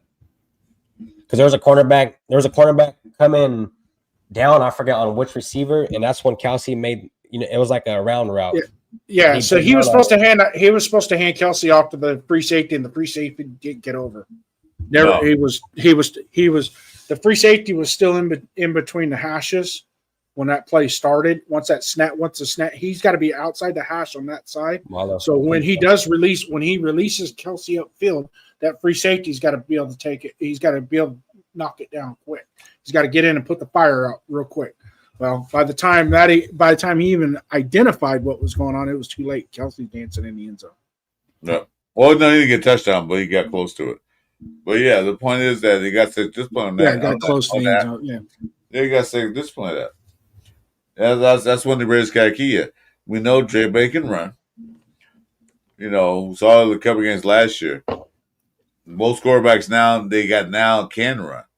So main thing is that if he runs with line of scrimmage, don't assume he's gonna run for 2-3 yards or 5 yards. Stay on. Once you pass that line of scrimmage, it's open territory. You're gonna pop the hell out. But stay disciplined. Stay with your guy until you get past that, then go ahead and go for him. Listen, linebacker, the defensive line, everybody else that's on the line of scrimmage, take care of that situation. It comes down to when you initiate the rally. Okay, the rally to the quarter, when it's a rally to the quarterback, is once he crosses the line. Now he can't pass the ball no more. Can't throw the ball. He's past the line, right? So now you rally to the quarterback. Until then, you got to stay on your man deep. The linebacker's got to be deep enough. I truly believe that we already have. I'm hoping Graham and Carroll already know that Drake May is very capable of splitting the pocket, dropping back, establishing the pocket, let the pass rush dictate which lane he wants to take. He's going to step up and he's going to go lateral and towards the line and try and get somebody to suck up on him, and then he'd dump it over their head. That's what we don't want. That's when the big plays happen. JD, that's facts, bro. That's facts. What's up, Jeff? Yo. Hey, Jeff. What's going on, Jeff? We miss you, Jeff. I don't know about that missing stuff. But yeah. I miss him like an ingrown toenail. Oof, that's funny. Jack, your times have been extended for another 10 more minutes, so you're good. He hit the bonus. He hit the bonus pad in the game. Man, I didn't help extended. Extended time. Yeah, get that bonus. He hit the 3-pointer. He got it. Yeah, I don't know. A lot of. He should have 30 minutes deducted for that blue shirt. So both teams last night 0 turnovers. Yeah, well, JD, I wasn't planning on coming on the show, so it's just. I say you take the shirt off. But you know what? I will say this. Let's see that chest. Good for the Bulls beating Casey. I'm trying to see that shit. Hold on, man. Both teams All right, I'll be right back. last night and 0 turnovers. Bar has been set. Ready to play lights out tomorrow. Peer Oh, pressure. shit. Peer pressure. He's fucking easy on that one. I was trying to read that comment. I was trying to iterate what he was saying. Yeah, last night game was no turnovers, a lot of penalties, a lot of key penalties. Yeah, a lot of penalties. But that's what happens. You know, I mean, first game, like I said, and especially when you got rookies on offensive line, it's going to be a disaster. I mean, that's for anybody, any team. You know, I mean, just like us with Darian Porter, there's going to be shit that goes wrong with him, blowing coverages. That's part of the game. You know what I mean? And we've seen what happens when you got a lot of rookies on your offensive line. Shit like that. Because if you pay attention, guys, mainly all those penalties that were going on were all on the line. What's up, OG? Jack want to take his shirt off. I was trying to get him to take it off. That's not Jack. That's the other guy. Jason does that. No, that's G-Fam. G-Fam's the one with the content creator page. You know what I mean? Check it out. He actually got some good content over there. I'm waiting for Jeff to post that shit at a Black Hole Party. Blackout. I don't know if he coming in or not. Jeff, you coming in or not? No, he said he's not coming in. Yeah, he got too much shit going on. Busy man. He's I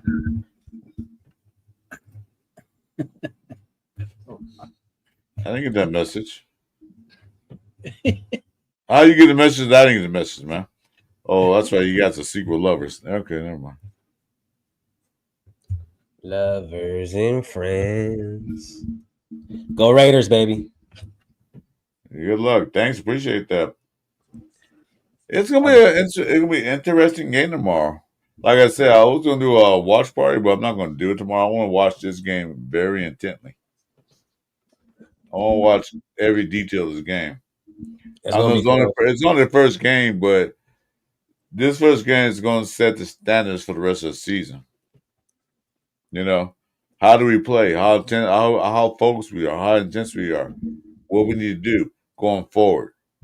Hey, there it is. There we go. Fucking legendary right there. Hey, Jack, guess what I got today? Or yesterday? What's that, bro? I got my Rod Martin jersey. Ooh, number 53. Let's see it. Courtesy of Chio Lanes. I don't know if he's on watching now, but Leo, thank you. I'm gonna wear it next time I go live, so I'm gonna wear it tomorrow. Hey, Chris, I kind of feel like, you know, he should have got the MVP of 83 instead of Jim Bunker. He should have. And I met him in LA, man, twice. You're talking about full players. You're talking about down to earth. This man is amazing. This man is amazing.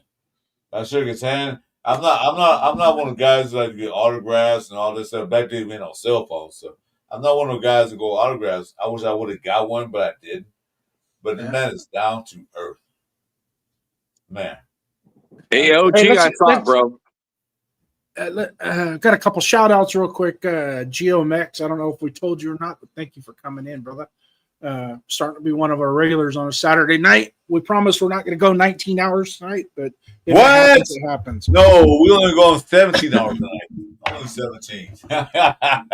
How you doing, baby? You know, here's a fun one. You know, like going up to Bakersfield to meet you, Chris, and you know, JD's like, come on over. We got tacos, we got shrimp, we got beef, we got chicken. We just sat down like, man, we just might skip that first night and just hang out at JD's house, man. Like, that sounds so good.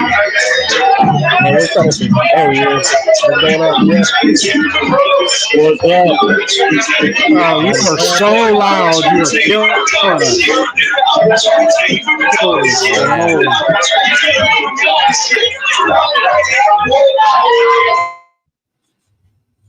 Oh my God, my ears just blew off. What's good? We don't do the face. What's cracking? How's it going? Look at that party. That's a party right there. Body Snatcher Raider was good. Body Snatcher, that's a name right there. Got this, Nate. There's Brian Powell all in on win. You're live on my show right now. What's up? How's it going, guys? We got a great party out here in Blaze, man. It's amazing in there. It's packed. Raider Nation's ready for this game tomorrow against the Patriots. Let's get them down. Let's go Raiders. Nate, want to say a few words? Oh, jeez, look who it is. Oh, my God. It's Jason Downs, Chris. What's up, Jason, Chris? What's up, everybody? Jack Pennis on there. Chewy's on there, too. I'm going to be wearing my 000 tomorrow for you, Jack Penna. So when I put it on my YouTube channel, make sure to look up my 000. That's all right, Raider right there from the chat. Yeah, you know what? Put your ass on camera after being in the chat. Yeah. We're on. We hit. Hang on. Just flip the camera around. We're live right now. Are you? Hey, identify these guys.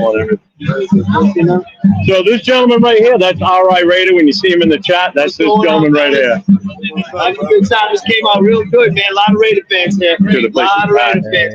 The EC can't even keep up with it. Still got their packed. We're out on the sidewalk too. I'm going to walk around and show you some more. Hold on. I didn't realize you got this on the side. Yeah. All right. I'm going to go back around the front there. But that's because Raiders.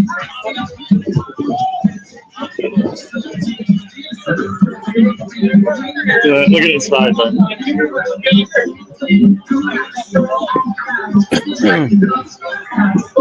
Hey, there's a Howie Long jersey right on. There he is! What's up? There he is! We're live right now, so yell out, man. Shout out. That's inside on the front part of the bar. That's freaking packed in there. Holy smoke. Yeah, we're live right now on my YouTube channel. Hi, Rhode Island. That's one of our lovely waitresses here today. They're doing an awesome job. Hey, go ahead, man. You're like famous in my neck. Thanks, man. Upstate New York. Oh, all right, man. Yeah. See that Jason people wants to get pictures with me. I love it.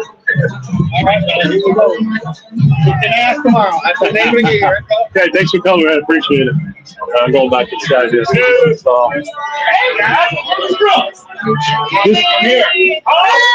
table right here in front of me, this is all my family members that are here tonight. New England. And we got people over there.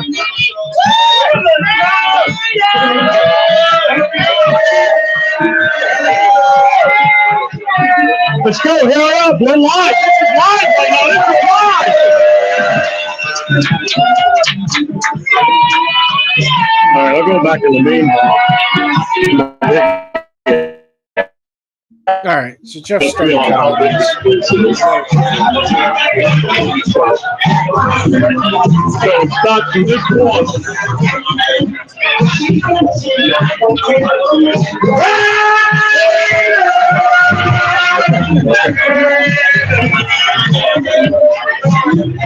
This is everything. We got the raffle. We got the Raiders field.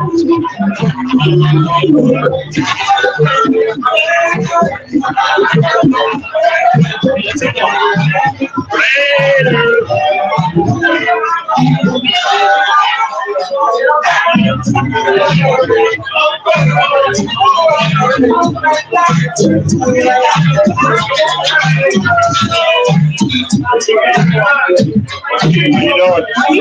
Yes, I am. I am done. How you doing? Nice to meet you.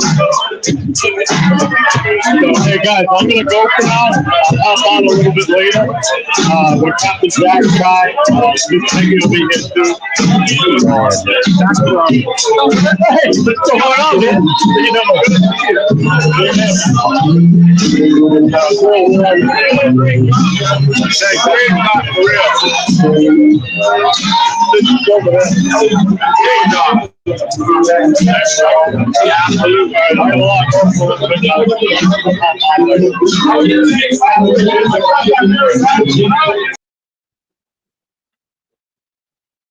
Yeah, I was had to shut it down because they were playing music in the background. I'd be copyrighted. But yeah, it's like, like a Raider takeover right now. Like Jesus Christ, man. That's how you do it, pretty man. good. I like Three bars down the street. They all Raiders. Right? Yeah. I can see that, bro. You don't see that, especially not like it was a Cali thing back here, but man, to see it way on the other side of the map, bro, is like that's crazy. Hold on, Chewy. Yeah, Chewy, that's right, dude. That's still right. We gotta do it. Raiders. That's the best one I've heard so far, I think. Man, Nice. shout out to Jeff. Yeah, shout out to Jeff. I mean, putting that stuff together. Wow, that is so cool. That's like a super fun event that be like for all of us, like Bakersfield. Yeah, but it's on the East Coast, so Chewy, man. Jeff was cool all week. Jeff, Yeah, I thought talking to Jeff all week. That's Raider Nation right there, though. Jeff was stressing out doing this, man. We were trying to keep it. He was just like, and if I to see how it turned out, all the people there, was going on. Yeah, it was great to see because, like you said, Bakersfield. Yeah, of course we were there. I was there. On the West Coast, the Vegas Raiders are the Vegas Raiders are here on the West Coast, but to see that many people on the East Coast, right? We're not nation. We're not like the Cowboys American team. We're the world team. We're the world team. We're the Raider Nation. I bet you we could throw a party like that on Mars. Just win, baby. JD. Just win, baby. Yeah, just win. That's right. Just win, baby. That's what you want to know where they throw really radical Raider parties you'd never get. Well, I guess you could, but down in the French Quarter in New Orleans, whenever the Raiders play in New Orleans, oh my God! Oh, yeah, I've seen that party. Oh, you talk about a silver and black takeover. Good God!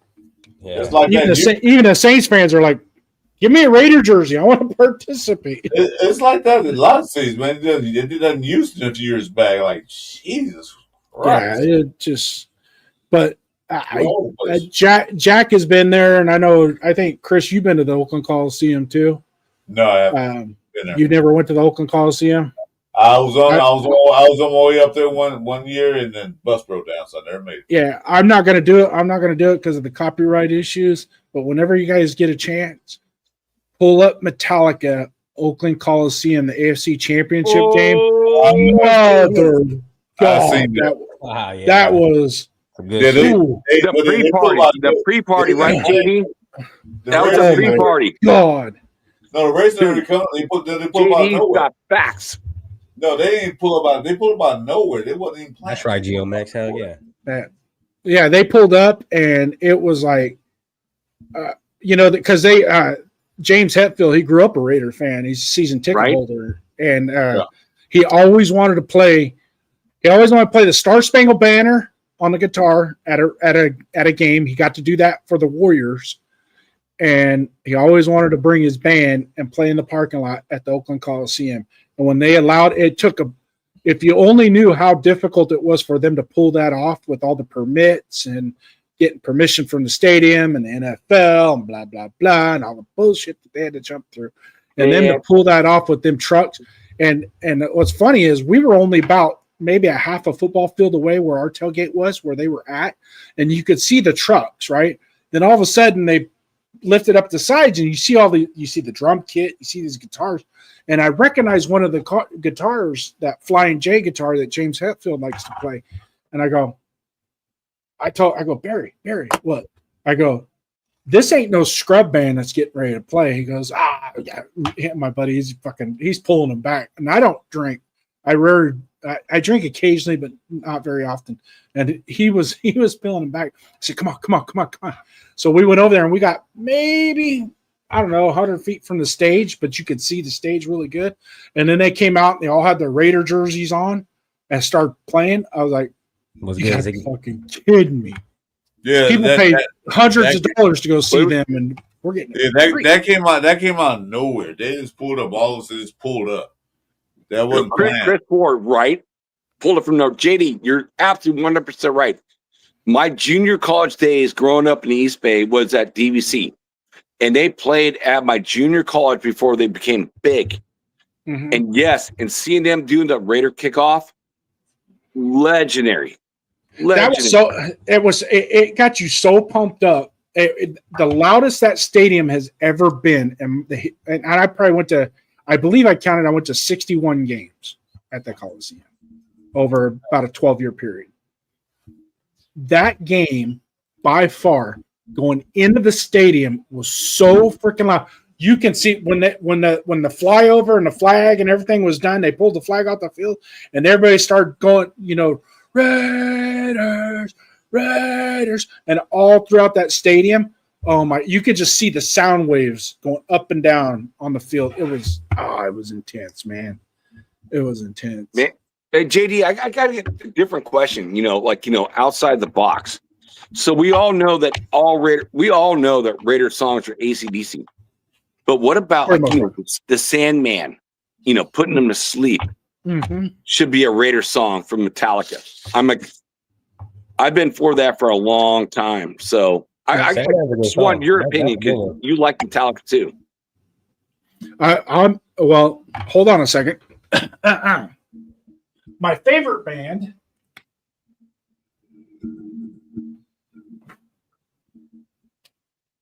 is AC/DC. Well, AC/DC is like playing Anaheim this year. It's like I thought about flying down and go watch them in concert. My wife and I love concerts, so we done the Napa trip. I got to meet Charles Woodson and Ronnie Lott on one of those events.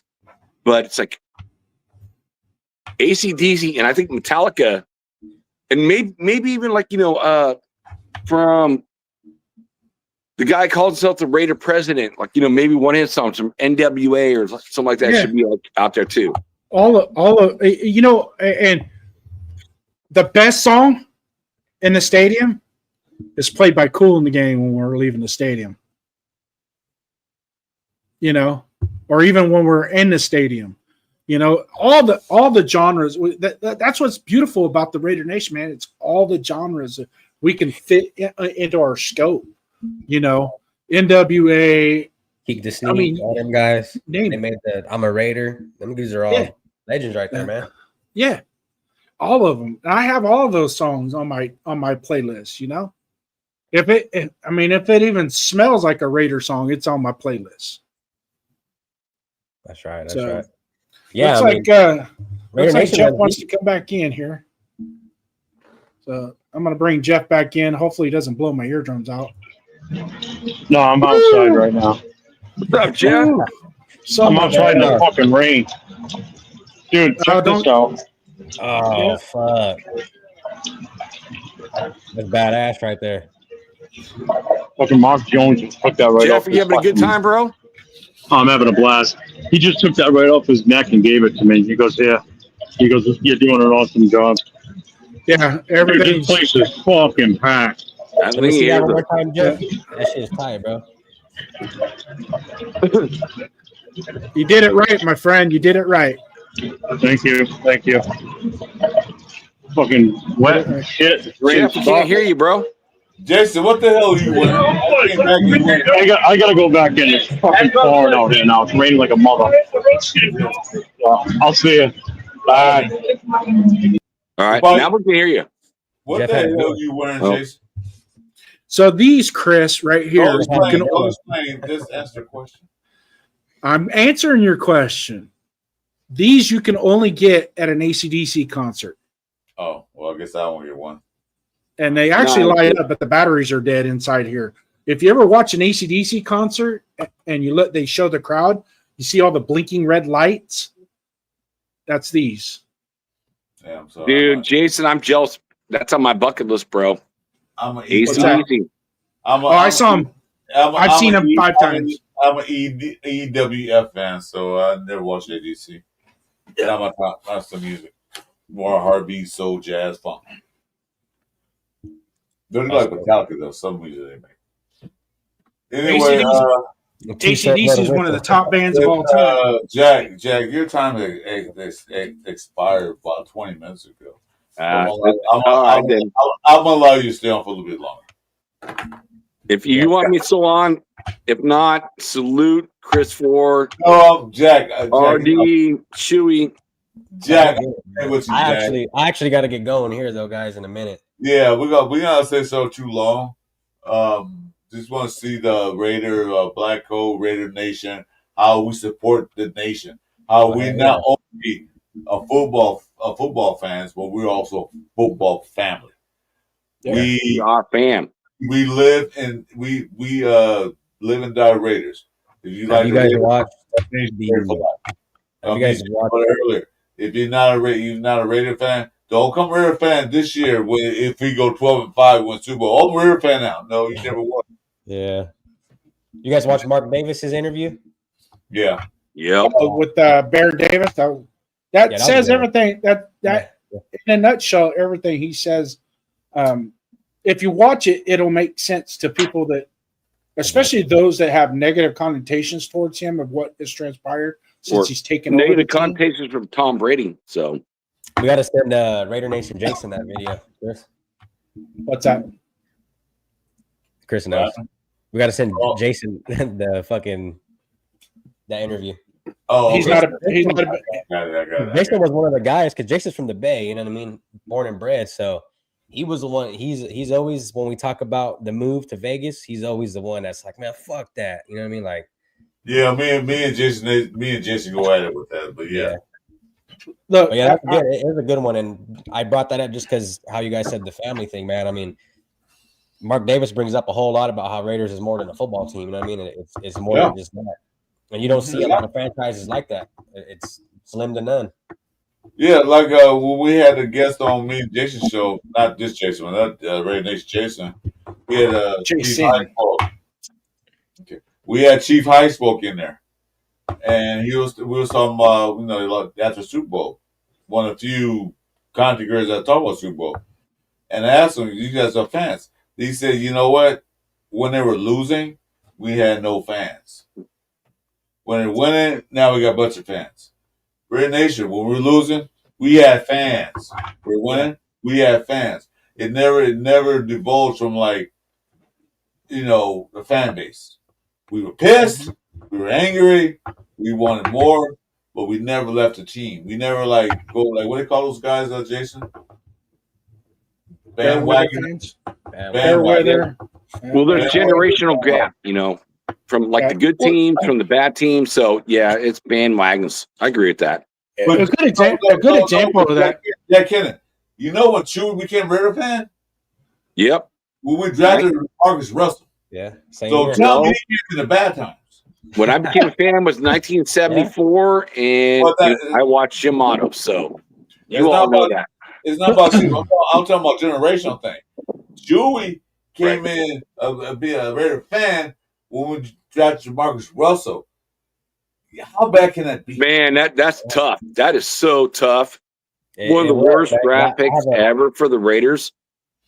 I mean, man, I remember watching him throwing from his knees and throwing 50 yards.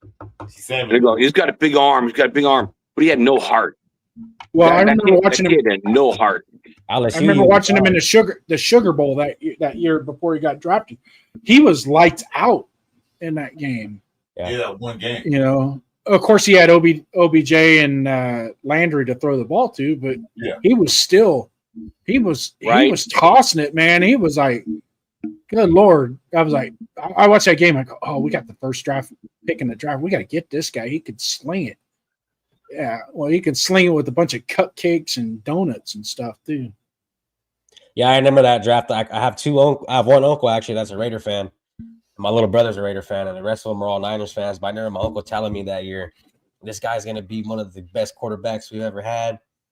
And I just watched my uncle always watch Raiders every Sunday, Thursday, whatever it was, man. I just fell in love with how they played, bro. And my uncle always broke down a lot of the history. Bo Jackson, Guy Plunkett, all them guys, Stabler, the Snake. So, I don't know, man, just seeing, and not only that, but in the rap culture, bro, Eazy-E, Ice Cube, that's kind of what transpired me to be a Raider fan. You know what I mean? Was NWA, man. And not only that, but my family genres. All Niners. Carlos Santana. I have one uncle that's a Raider, and fucking Tower of Power. Stuck with it ever since. Ever since Jamarcus Russell was our starting QB. Dude, no one ever expected it. Jamarcus Russell be so fucking lazy. I mean, Yeah, missed that one, didn't we? yeah, we Well, took you know this. what? Didn't know that was coming. Robert Gallery was like another miss too. You know he got lazy. He's in a big ass contract, so he don't have to do anything now. It wasn't laziness. So the NFL changed the rule, right? He felt entitled. He got that big money contract before the NFL stopped after Bradford. Get that all that money and play a single damn down in the NFL. All that money. So I got my money, so I ain't got to do nothing now. Yeah. Well, Chris Ford, it's like, that's why the NFL changed the rule, like, to give those rookie contracts. After Bradford, yeah, after Samuel Bradford, yeah. Actually, it was Sam Bradford that made the Sam Bradford to get that rule changed. Yeah, that was when that was, and that guy got 2 contracts, not just one. He got 2 for the Rams, right? Yeah, he went from the Cardinals to the Rams. It was like no more first round draft picks getting that much money to the 5th year option. Well, only person I've ever seen get that kind of get a buttload of money and not do shit is old Kirk Cousins. Yeah, I mean he's won games. Kirk Cousins won games. Oh, JD, man, but best managed player ever for getting money for not being worth it. I'll call. You know my nickname is to him, Kirk, the bank thief Cousins. Oh, he's been the biggest. He robbed the hell out of him. If I owned a used car lot, I'd want him to be my salesman. Oh hell yeah! Right? I want to sell houses for him. I mean, since Jamarcus Russell gave the Raiders PTSD, bro. Like we haven't drafted a fucking quarterback in round 1 since Jamarcus Russell. Yeah. And maybe that's why we're sitting here shuffling every other year on quarterbacks. You know what I mean? It's like when you start developing a true quarterback one, like when you really get a guy in there that has the potential, let him sit for a good 2 years under a legitimate starter. You know what I mean? Because that's what the Raiders failed to do, bro. And I think that's why our quarterback situation is always jacked up. One of the reasons why we didn't draft a quarterback is that Derek Carr. Derek Carr was a 4th round pick or third round pick. Second round. Yeah, okay. he was second round. I liked him. So he came in there, and we paid a guy named Max Schwab. Was Schwab from Texas to be starting quarterback? Yeah. Derek Carr beat him out. Derek Carr was the first rookie ever to start as a quarterback for the Raiders. So we got complacent and got comfortable with just Derek Carr. So why should we draft a quarterback? And they didn't draft quarterbacks in early rounds at all for years. So Derek Carr goes down, what we do? Get to bed. Yeah, we're fucked. We still ain't drafting a quarterback. We draft what? O'Connell in the 4th round. Okay, 4th round quarterback. See what he can do. Right now, not due to what. He's broken. He's a broken man. As far as like he's hurt. So we had our quarterbacks because we were so comfortable with Derek Carr. Some people liked him. Some people hate him. He never gets a big game. Gallup almost did till he broke his leg. But after that, nothing. Yeah, you can like or hate Derek Carr, but he did do something for this franchise, and he gave us 9 years of solidified quarterback play. It was solidified. It wasn't great. It wasn't Hall of Fame. It wasn't take us to the promised land type court, but he gave us solid quarterback play for 9 years, which is the longest stretch of any quarterback that we've ever had. Yeah, he's that. Guys, I'm going to say this. Somebody got some background noise. You need to fix that. I don't know who it is. How about now? I think it was me. I don't know. Is it me? I don't think it was me. Rubbing on my mic. So, let's talk about DC for a second. Like, when he went against McDaniels, our head coach, our offensive coordinator, McShitnuts, said, hey, Derek Carr, do the one thing that you do best and don't do it, is call other plays. Just run my play. And then he gets canned from that. Yeah. So that's on McDaniels, dude. It's on McDaniels. I want to see McDaniels definitely wants to go against us. He has not said one word against the Raiders because his performance is so bad. But he's got a chip on his shoulder. And I want to see our defensive line take off that offensive line. 4 new offensive linemen, 2 rookies, on the left side. Let's go. Let's take our 10 defensive linemen and rotate them in and out and just push her and push and push. So close our wheel. I see a lot of blitzing going on, Nick, and especially if we use Jamal Adams on that left side, dude. I mean, fuck, I think we'll be able to tear it up. We'll throw some 5-man pressures in there. There's no doubt about it. I don't know if we'll do a fire blitz or a scramble blitz, but there's going to be some blitzing in there, especially if Drake May starts to get a little shaky or a little rattled in the pocket.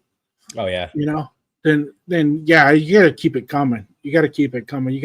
It's a steady dose of push. Mm-hmm. Yeah, see, Will Campbell's not even 100 either. So I mean, dude, like we might not even have to blitz as much to get pressure on that quarterback. You know what I mean? And that's always the great part when you can just have your 4 out there, get to them, and do their job. If you can get after them with 4, then there ain't no need to blitz. Yeah, it's gonna be a fun watch. Like Will Campbell, like they call him the T-Rex arms. Yeah, I seen that. It's like T-Rex against Kuntz. Use your arms. We're gonna find out what Kuntz is this game. Yeah, he has a motor on. Find out. You know, what I mean, he didn't produce too much, but that last game in preseason looks like he had his motion back in him. So we just got to wait and see, man. I mean, we're less than 24 hours away. It takes time, man. He played game football a year and a half, so yeah, not the rust off. So the back of his head, so he should be better. Should be better going forward. I'll give him like the 3rd game when he's back to form. So. Yeah, Patrick Graham needs I'm gonna quote a comment I watched on my favorite guy, Lunatic. I don't know if he's watching. Hey, Sacktown. He made a comment about Frank Weber. A beat writer who said that McDaniels know Patrick Graham's offense. Yeah. I mean, defense. Yeah. McDaniels might know Patrick Graham's defense. But Patrick Graham knows McDermott's offense too, just as well. So it's a point counterpoint. Right. Like, what difference does it make? He knows what he likes to run. He knows the stuff he likes to do. So there it is. So I'm like, people say, well, McDermott got the advantage because Patrick Graham's defense. Yeah, well, Patrick Graham knows his offense. He basically runs the same shit all the time. He don't change anything. And not only that, Chris, but I mean, dude, we have switched players around left and right, added new pieces in the defensive side. Where I mean, it's not even the same team, bro. So for him to have any kind of intel, I mean, I'd pay no mind to that shit at all. No, I don't either. I mean, like this board has said that, like that makes no sense. They both know each other. They were on the same team together. They both know each other. So him knowing Patrick of defense, yeah, we know his offense. Patrick Graham's probably sitting there like Josh McDaniels fucking sucks. Right. Chewy and Chris, I agree with both you guys. Like, man, PG knows what he's going to run. And, I'm sorry, McDumbnuts doesn't know how to run a team. He hasn't run a team since Tom Brady left. When Tom Brady left, he hasn't done squat. So was it Tom Brady or was it Josh McDaniels that had all that? Oh, it was all Tom Brady. It wasn't even, in my opinion, it's all Tom Brady. Just now you break it down.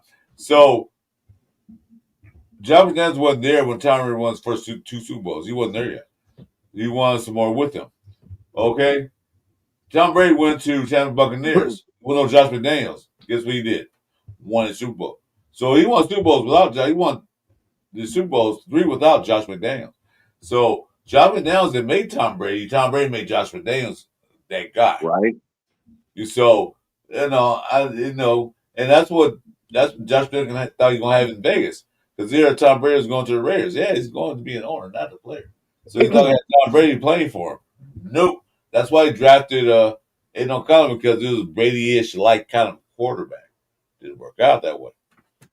Yeah, and if you guys did watch that interview with Mark Davis too, he says how much Tom Brady is involved with the players. You know what I mean? Because I know they had some speculations on him where he couldn't talk to players or something like that. Because they thought that so that's what I'm saying. In the offseason, getting better. In the offseason, he has carte blanche to be in the building. It's once, I believe, yesterday or Thursday was the cutoff for when he isn't allowed contact. Now, they've relaxed some of those rules this year for him. So he is going to be able to talk to players pregame, but those are going to be teams that he's doing the broadcast with. So his ownership role is very specific, and he doesn't have, that's Tom Brady's decision. Tom Brady's going to give you input, but he's not going to it's not him. Spy Tech is making the calls. Yeah. Okay. This whole stuff that Tom Brady probably had a little influence in Cam Miller because of the way it worked out, type thing. But is it really he's the one that said, you will draft him or I will fire you? He doesn't have the authority to hire and fire coaches. No, he don't. He got to get okay about Mark Davis. But here's the thing about Tom Brady being in the locker room with the players. Tom Brady's broadcasting from Fox NFL. They're an NFC broadcasting network. Tom Brady's team is in the AFC. So he broadcasts on CBS. So if the Raiders don't play NFC team during that day on TV, then he won't be able to go in anyway. So basically, he's going to broadcast all NFC games. So that rule, they kind of lax it a little bit, but it doesn't really matter. Yeah. And it just has to do with his owner. It has to do with his ownership rights. Is what he's got to follow the rules. He follows the rules. There's nothing wrong with what he's doing. He's an investment owner in the team. Does he have? He has a championship pedigree on the field. Yes. Does Mark Davis lean on that for advice and things like that? Sure. Why not? You'd be stupid not to. Yeah. Right. Like when the Raiders play the Bears, Raiders is going to interview the locker room. He won't be in the Raiders locker room. He'll be in the Bears locker room. The other guy will be in the Raiders locker room. After the game's over, said and done, he can go in the Raiders locker room anytime he wants to. The game is over. He can talk to the players if he wants to, but not broadcast it on TV. He cannot put himself in a position that gives his ownership an advantage, a competitive advantage in any games. And that includes games that he'll broadcast in which we play the team later. That's the biggest thing. Yeah, so if he goes and let's say he does the Washington Commanders game this weekend, right? He can't go in and start gathering intel that he could relay back to his own team. Right. That's the reason. That's the reason for that's a tampering factor. That gives somebody a competitive advantage. So as long as he follows those rules set forth by the NFL, then he's fine. There's no big deal. And do we need him there on Sunday to be our rah-rah guy? Hell no. Nope. We got Pete Carroll. We got Chip Kelly. We got Max Crosby. You got Brock Bowers, Geno Smith. Geno Smith is one of our best captains on our team. So just let the team, the way it's constructed, the way it's built, the way we've been going, just let them go. A lot of us, we're sitting back and we can speculate on what Tom Brady does in this. He's not doing as much as people think. Trust me. Yeah, he's no not. doubt. Hey, Judy. He has input on the team, character building, everything else. He has input on that. He's like I said, Mark Davis left me owner for a reason. You run this shit. I'm not a football guy. So it's not only Brady, everybody keep the other guy, Richard Seymour, too, owns part of the team, too. He's letting the football minds do the football things. So he doesn't input. He don't have the final say in everything, but he put input in. And Mark Davis listens to it well, you know football more than I do because I'm not a football guy like my dad was. He's a free consultant. Whatever Tom Brady says, it goes a long way. What he says, he has Mark Davis here, maybe you're right. Let's try it your way and it says work. Because my way sure the hell didn't work. So that's why the team looks different now. The makeup of the team looks a whole lot better from an eye test. Yeah. It's a whole lot better. Anyway, before we get for the next comment, before we go, wait, Jack, give me a second.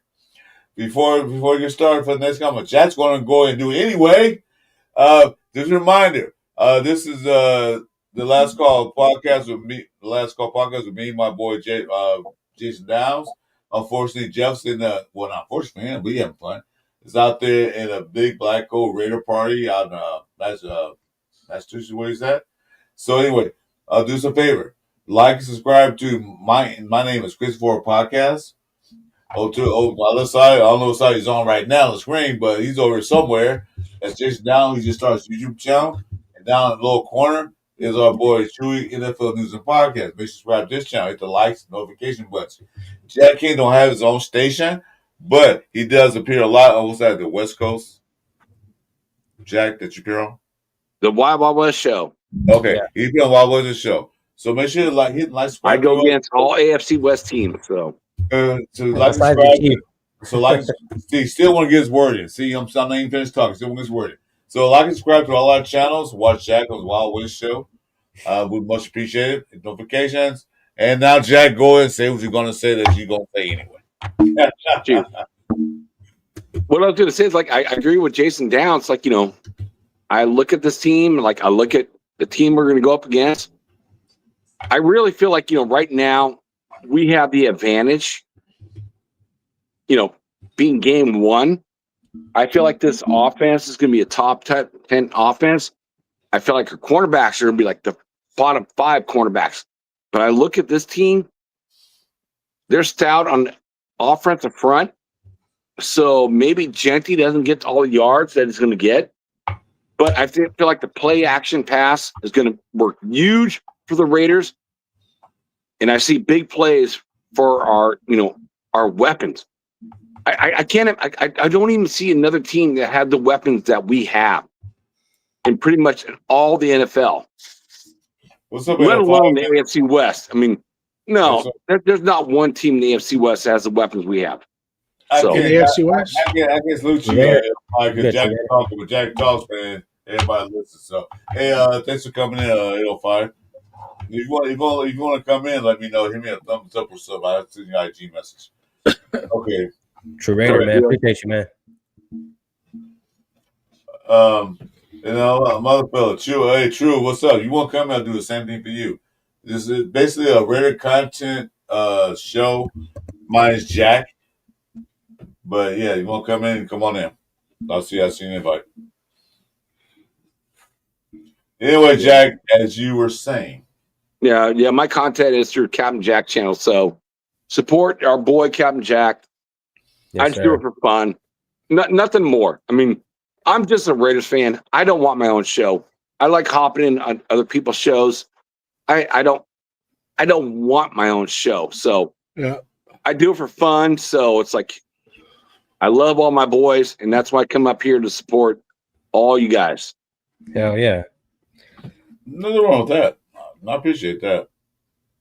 The Wild Wild West is a good one too. You guys just got to get a Chiefs guy in there. I noticed there's no Chiefs guy in there with you guys. Yeah, I've been looking for one, dude. I've been trying to poach off of Rebels channels, a couple Chiefs guys come in there and come on out and talk to Richie, who's a Denver Broncos fan. Yeah, but he's denied all of them. So really, Chiefs fans are like Taylor Swift. They're all stuck up and think they're better than everybody else. Right? Whoa. I'm not Swiftie anyway. I don't care. I'm sitting there trying to figure out why you're trying to defend a Chiefs fan. I'm not defending it. I was glad that the Chargers beat the fucking Chiefs. I predicted Kansas City would win that game 24-23, and I'm so glad that Chargers beat them. But it shows some strengths and some weaknesses from both teams, so it's going to be interesting to go forward. Yep. Yeah, I had money actually on the Chargers, so I was pretty happy about that. What, Chewy, you got, 3.5 points? 3 points? Yeah, well, I bet underdog. So underdog, they don't do the spread. It's just if you win, you win. Well, then you get paid out more. Yeah, which is the cool part. Yeah, that's what you want. Well, good for you, kiddo. Yeah. And I hit one when the Cowboys played. That was another good one. Yeah. Man, that was actually a pretty good game. Jalen Carter would get, kicked off the field before the first play of the season. Now you know why we didn't draft him. The kid is a mental midget. Salvador was good, man. No, I won Jalen Carter versus yeah. He's a great player. Don't get me wrong. The middle watch. This little episode right here ain't gonna be the last time. Ain't gonna be the last time he does something stupid like this. He's gonna do it again. And then in 2 years, when he's up to get the bag, because he's gonna be able to renegotiate, this right here cost him money 2 years down the road. He has no discipline. None at all. Yeah, he's He did what he showed me, and everything. Okay, so not just the speeding incident where a guy got killed in a street race, but what about when him and his girlfriend went to Walmart and bought a bunch of shit at the self checkout and paid like $10 for $250 worth of shit at Walmart? Then he lied about that. Oh, I didn't know. Fuck, you were bagging the shit. It's on video. We watched you. And he lied about it. Now, we passed on him, right? We took Tyree Wilson. But guess what? There was nine other teams that passed on him too because of some of his characters. Now the Eagles are like, okay, we have a locker room. Maybe, we'll take him. And he's a great player. Don't get me wrong. Christian Wilkins, a great football player. Don't get me wrong. But man, whatever is spinning in between those ears, and it only gets worse as he gets older. If he doesn't take care of it now, it's only going to get worse when he gets older. Fresno State. And then you're going to see, this superstar kid that nobody is going to want because they don't want that. It's professional football. These are billion-dollar operations, and they don't want one guy coming in here and making them look bad. I guarantee you Jeff Lurie and Roseman right now are besides himself of what happened Thursday night. They're besides themselves. They're not happy with that. Well, it's a good thing him not being it didn't impact the game. If it was because of him not being in the game, then there'd really be some see me Monday morning, dude, because we got that long talk. So they're definitely gonna talk to his ass. Well, you'll talk to him anyway, but it didn't cost him a game, but still. Yeah, the Cowboys still were able to do some things that they probably wouldn't have been able to do had Jalen been in the game. Yeah, but it didn't cost them. It didn't cost them. Yeah, they wiped the brow on that one. They got away with that one. It didn't cost them a game. Yeah. But and I know. I mean, come on, dude. You got fired on your day off. You got kicked out of a game during warm-ups. But that was kicked out of a game during warm-ups. That was on sportsmanlike conduct. That's subject to NFL suspending you for a couple of games. If they decide to. So it's not an act of violence. So they're not going to, if it was an act of violence, then they would be, there's different tiers. No, I thought, wait. You're a cop. You're a former cop. Would you spit in somebody's face? Motherfucker's that's called assault. Yeah. Yeah. Yeah. So it's battery. Yeah, it's battery. Yeah, it's transfer. It's transferred battery that doesn't ever fucking get prosecuted. It's bio. Next question. It's bio. So it's like I'm so glad that the Raiders don't have to face Micah Parsons when we play the Cowboys. Glad he's on Green Bay. Goodbye. Your picks are not going to happen for the next several years. So it's one less dude that we have to face. Yeah, I won't worry about it. He's a killer. We faced Michael Parsons before, man. We almost beat him. We did beat him. Me on that Thanksgiving game. So I'm not worried about him. I'm not worried about one player making that big of an impact on a team that we should be. Those are line blocks. We're fine. Because Chris Jones. Oh, yeah, we could have won both of those damn games. He wasn't a really big impact on the game. Yeah, so what? I don't worry about Michael Parsons. I wish we could have got him, but we did. He's on Green Bay. We're going to play Green for another 3 years. So in 3 years' time, he might go downhill. Or he might even be on Green Bay. Let's look at it now that we can stand back and really evaluate that. 2 first-round picks, $47 million a year. And the first game out the gate, he's got to get an injection in his back to play. I got a problem with that. Yeah. And back injury, if you're getting an injection in your back so you can play, that is not good, my friend. That is not good. Game too. He's gonna be in pain. Yeah, I can see maybe in your leg or something like that. It's still bad, but your back, that's where your spine is. That's not a good deal. Yeah. I was under the impression that he was using a back injury as an excuse to hold in with the Cowboys, but he gets to the Packers, kind of like with Devontae Adams in his hamstring. He had He had a level 3 pulled hamstring, and then next day he's with the Jets. Oh yeah, everything's fine. I'll be playing. The Phantom. He's going to be out 5 more. He's going to be out 5 more games with us if we not trade him. The Phantom handspring. Oh, hurt. Yeah. Yep. And that's kind of what I was thinking with Parsons, that he was, he's got a back injury. Okay, everybody's got back issues in the NFL. Shit. You're pressing 300 pounds up against each other over and over and over again, and slamming into each other. Yeah, real talk. You're gonna have back injuries, and yeah, Salvador, back injuries are serious, man. That's one area of your body that once you injure that to a certain degree, there's really no coming back. You can have surgery to make your quality of life better, but as far as being able to perform at the level that he's been performing at. Now, I don't know what his specific injury is, but if anybody out there in the chat world has ever had a back injury or any type of injury where you got to get a pain-killing injection to play, that's not good. I can see the shoulder or an elbow or a wrist getting an injection, or even a sprained ankle, because a sprained ankle is a sprained ankle. We already know you have a sprained ankle, so we're going to give you an injection to kind of alleviate the pain. Might be a super tight ibuprofen type shot, but if he's getting an actual injection into his spine or into his back to play, my God. I'm glad we didn't make that. I'm gonna tell you something. I have a C7, C6 spinal cord injury, not injury, but my cartilage is gone. I have no cartilage there. Mm-hmm. Best thing what felt good is getting that cortisone shot in that thing to keep it from hurting. You feel good for 4 or 5 hours. After that, it wears off and you're back in pain. It's sometimes even worse. So my wife has back problems. She had to go to the doctor every few weeks just to get, everything, the medication, all that stuff, their back things. She didn't play professional football. I could imagine, like I said, 300-pound guys weighing on you, how much pain you're going through.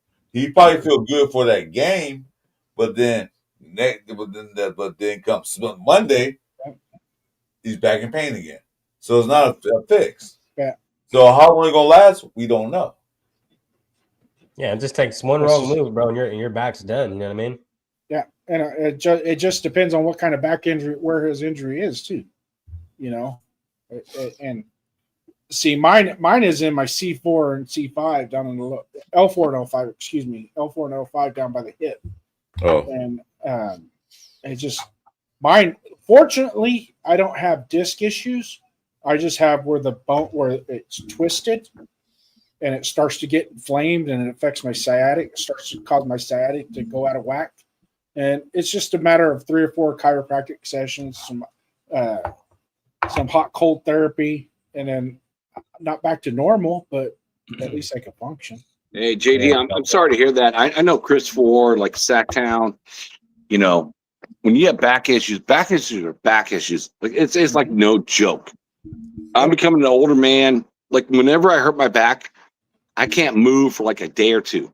Mm-hmm. Backs are like that's no joke. It's kind of like, these big dudes with, feet issues. Yeah. We look back, a couple years ago, the wide receiver was Michael Williams, foot issue. And we look at, Christian Wilkins, a foot issue. And we had Tyree, we've been waiting for him to step up and do this up, like he had a foot issue. So, I mean, when you get big boys like that, they're big men, not normal men, they're big men. Yeah. And, you're putting all that pressure on any of those positions. It's no joke. Let me ask you this, guys. Okay, Christian Wilkins, man, we let him go. We were all probably pretty blown away. Like, man, they let that guy go. Christian Wilkins, after the first year of signing him, with all that dead money. Has he signed any team? No. So I feel like they won't sign it. They won't sign it. Doctors like, kind of, messed him up and not listening to the Raiders doctor said, man, get your surgery on your other toe. Put some screws into that. They won't. He's not been signed to one team. Nobody's going to sign him, not because of the injury. They're gonna sign him because of character issues. When they Yeah. found out what he was doing on them locker room, say, I don't want my players involved around that in that kind of antics in the locker room. Fun and games are fine. But what he was doing was like out of question. I have a, You don't go kiss a grown ass man on the forehead without his consent. Okay, you like can hug him, pat him on the back, do all that stuff. But a physical kiss on grown forehead, especially you guys not that close. You guys not big. You guys ain't been friends forever. This is a new teammate. Kiss a guy on the forehead? No, I'll be the same way. Like, what the hell are you doing? I don't know you that well. yeah. So that's one of the things that going. Now, some teams might take a chance on. I wouldn't doubt it. Teams do that, but some teams are like, yeah, we need that kind of interruption in our locker room. We have a good thing going. Why are we going to do that when 2-3 players are going to complain about what he's doing? Then they don't, they're not going to have that. Fucking Gio. Real shit. Gio's right. I just want to salute one person in the chat right now. Sacktown, Mike. Love you, bro. That's my boy. The OG right there, man. Mr. Mike. You guys still married? No, they just divorced. That's what I was wondering. We just got some more. But yeah, man. I mean, I got to go here in a minute, guys. But I just want to jump on real quick. Appreciate you guys. Me too. All right, man. We probably gonna sign for a minute too. It's been 2 hours anyway. But before you go, Chewy, just one quick. So you heard about the Amari Cooper thing, right? Oh yeah. What do you think? What do you feel about it? That's funny you asked that. I haven't even did anything about that. Any videos or anything, man. So I don't know. It's funny, you know what I mean? I mean, we got a lot of rookies in here. I'm not gonna lie, when we did sign Amari Cooper, it kind of brought not like a comfortable feeling, but it's like, okay, we got another veteran in here, you know what I mean? If all else fails on the rookies, maybe this veteran could finally pick it up. Not only that, but when you look at Amari Cooper, man, I mean, he had about 6 or 7 seasons with 1,000 yards receiving. So I mean, like, obviously, I know these last couple years he wasn't able to catch any balls, but we know in the back of our heads, hey, if this guy can go out there and get it, rack up some 1,000-yard seasons like that, he has potential, right? Mm-hmm. So in all, I was happy with the pickup. I felt like it's something we really needed to address. But him leaving, man, I mean, it's kind of the same old shit we got the first time. You know what I mean? And right now it's like I have a whole different mindset on Amari Cooper. But initially signing him, I thought it was a smart move by the Raiders. Just like signing Kenny Pickett, I thought was a really smart move. You know what I mean? It's a guy we need, a great backup quarterback. He's better than AOC. I mean, this guy was going to be a starter on a team, but I believe one of his injuries pretty much is why the reason he didn't get to start on the Browns. But yeah, for the Amari Cooper thing, man, it's a love-hate with that guy, but now he just turned it to straight hate. And I hear a lot of speculation. Did he just want to retire a Raider or what? Yeah. Really, I don't know, man. I don't think that was his specific intent when he signed with us. I think he really truly thought he was going to be able to come back and provide something. But and I'm going to give Amari Cooper the benefit of the doubt, and I'm going to say thank you for what you did, and recognize, you know what, you don't have it no more. It's not there. Thank you. Pull the string, and enjoy the rest of your life, man. You've done what you've done. I mean, 10, 11 years in the NFL, you've done what you've done. Okay, if there's no more, if there's nothing else left, and you identify that's one of the hardest things with these guys is as athletes, you know, predominantly, you know, elite athletes, is they themselves don't know when they've hit the end of the road. It takes a bunch of people to tell them. But if he was able to identify that after a week and a half in camp and goes, you know what, I just can't do it. I'm gonna go ahead and retire. I commend you for doing that, not dragging it on and having him on the roster, but he's inactive. He's not on a 53 every week, and so on and so forth. So I commend him for doing that. JD, I'll piggyback off that. It's like, you know, with Amari Cooper, like, you know, coming in here, and he looked overweight. He looked thick. And then it's like, you know, he's going to be the number 4 wide receiver. Yep. He's like, oh, man, I'm going against a bunch of rookies, and I'm number 4 wide receiver, or maybe even 5th. Who knows? Yeah, So, Chip Kelly. Chip had nowhere. Chip was uncertain how he was going to bring him up to the 53 and utilize him, or the 48. I mean, the 48, the active 48, not the 53, the 48. I do recognize, like Amari Cooper, the first 7 years, 1,000 yards. So I got to give him that respect, and I'm glad he came back and said I had unfinished business, but he came back, not in the football game way, and we saw that last year with the Bills. Mm-hmm. He wasn't even put on it, like with going to the playoffs. He's left off the team, so yeah, it's like that's where that kid's at. Like I liked him enough, but am I heartbroken? Hell's no, I'm not heartbroken. He really didn't offer much for this 2025 team, but I was kind of surprised, with the rookies, the practice squad. I thought Bachman was going to be brought up instead of Shorter, so that was kind of I thought too, that kind of shocked me. Or Jackson. I thought Jackson would have got pulled up too. Jackson. But I think a lot of that plays into the Shorter on special teams. Although Bachman played really well on special teams. That's another thing I don't understand. That they could have really used him on the kickoff and the punt return. I think it's about goal line. I think honestly it's about goal line. We're getting a goal line, get a big receiver out there, 6'4", 227 pounds. So it's about the goal line, offense. Yeah. And another thing, too, about Amari Cooper, man, to get back on that real quick before I head out, was Chip Kelly even said, no big deal. We didn't plan on to utilize him as a starter anyway, or the game plan isn't really around Amari Cooper, you know what I mean? So, in all reality, we're kind of still in the same spot.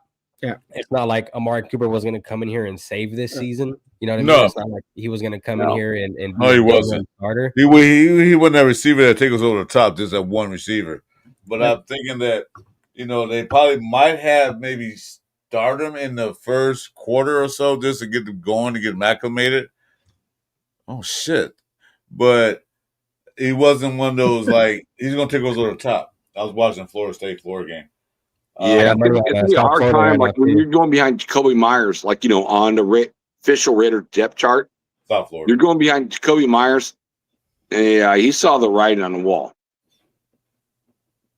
Oh, yeah, exactly. Yeah, that's a good point, too. Yeah, Shore is listed as a tight end, sack down, but he's a receiver, too. He's both. He's one of those, almost like not a Waller, but almost like that. He's big enough he's big, not big enough to be a tight end, but an oversized receiver with his stats, the way he is. So they use him as a receiver. He's not slow at all. He's pretty fast. Kind of shows they want to do the run game against New England.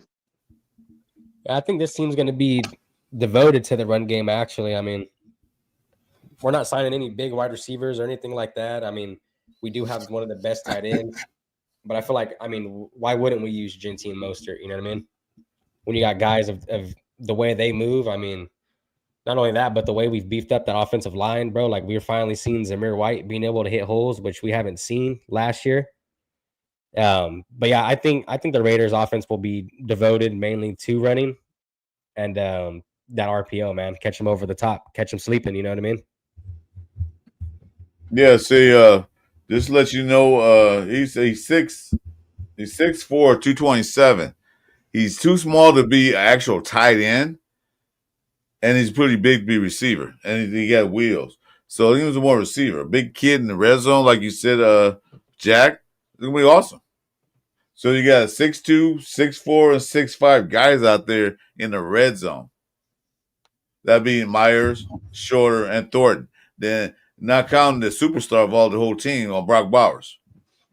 So Gino has some targets that he can hit in the red zone down the field. So that's why they said, we'll pull you up. As far as Sheeter Jackson, I wish they would pull him up, but I think they're going to wait for him because they already got enough speed guys there. You got Thornton, and then you got Tugger.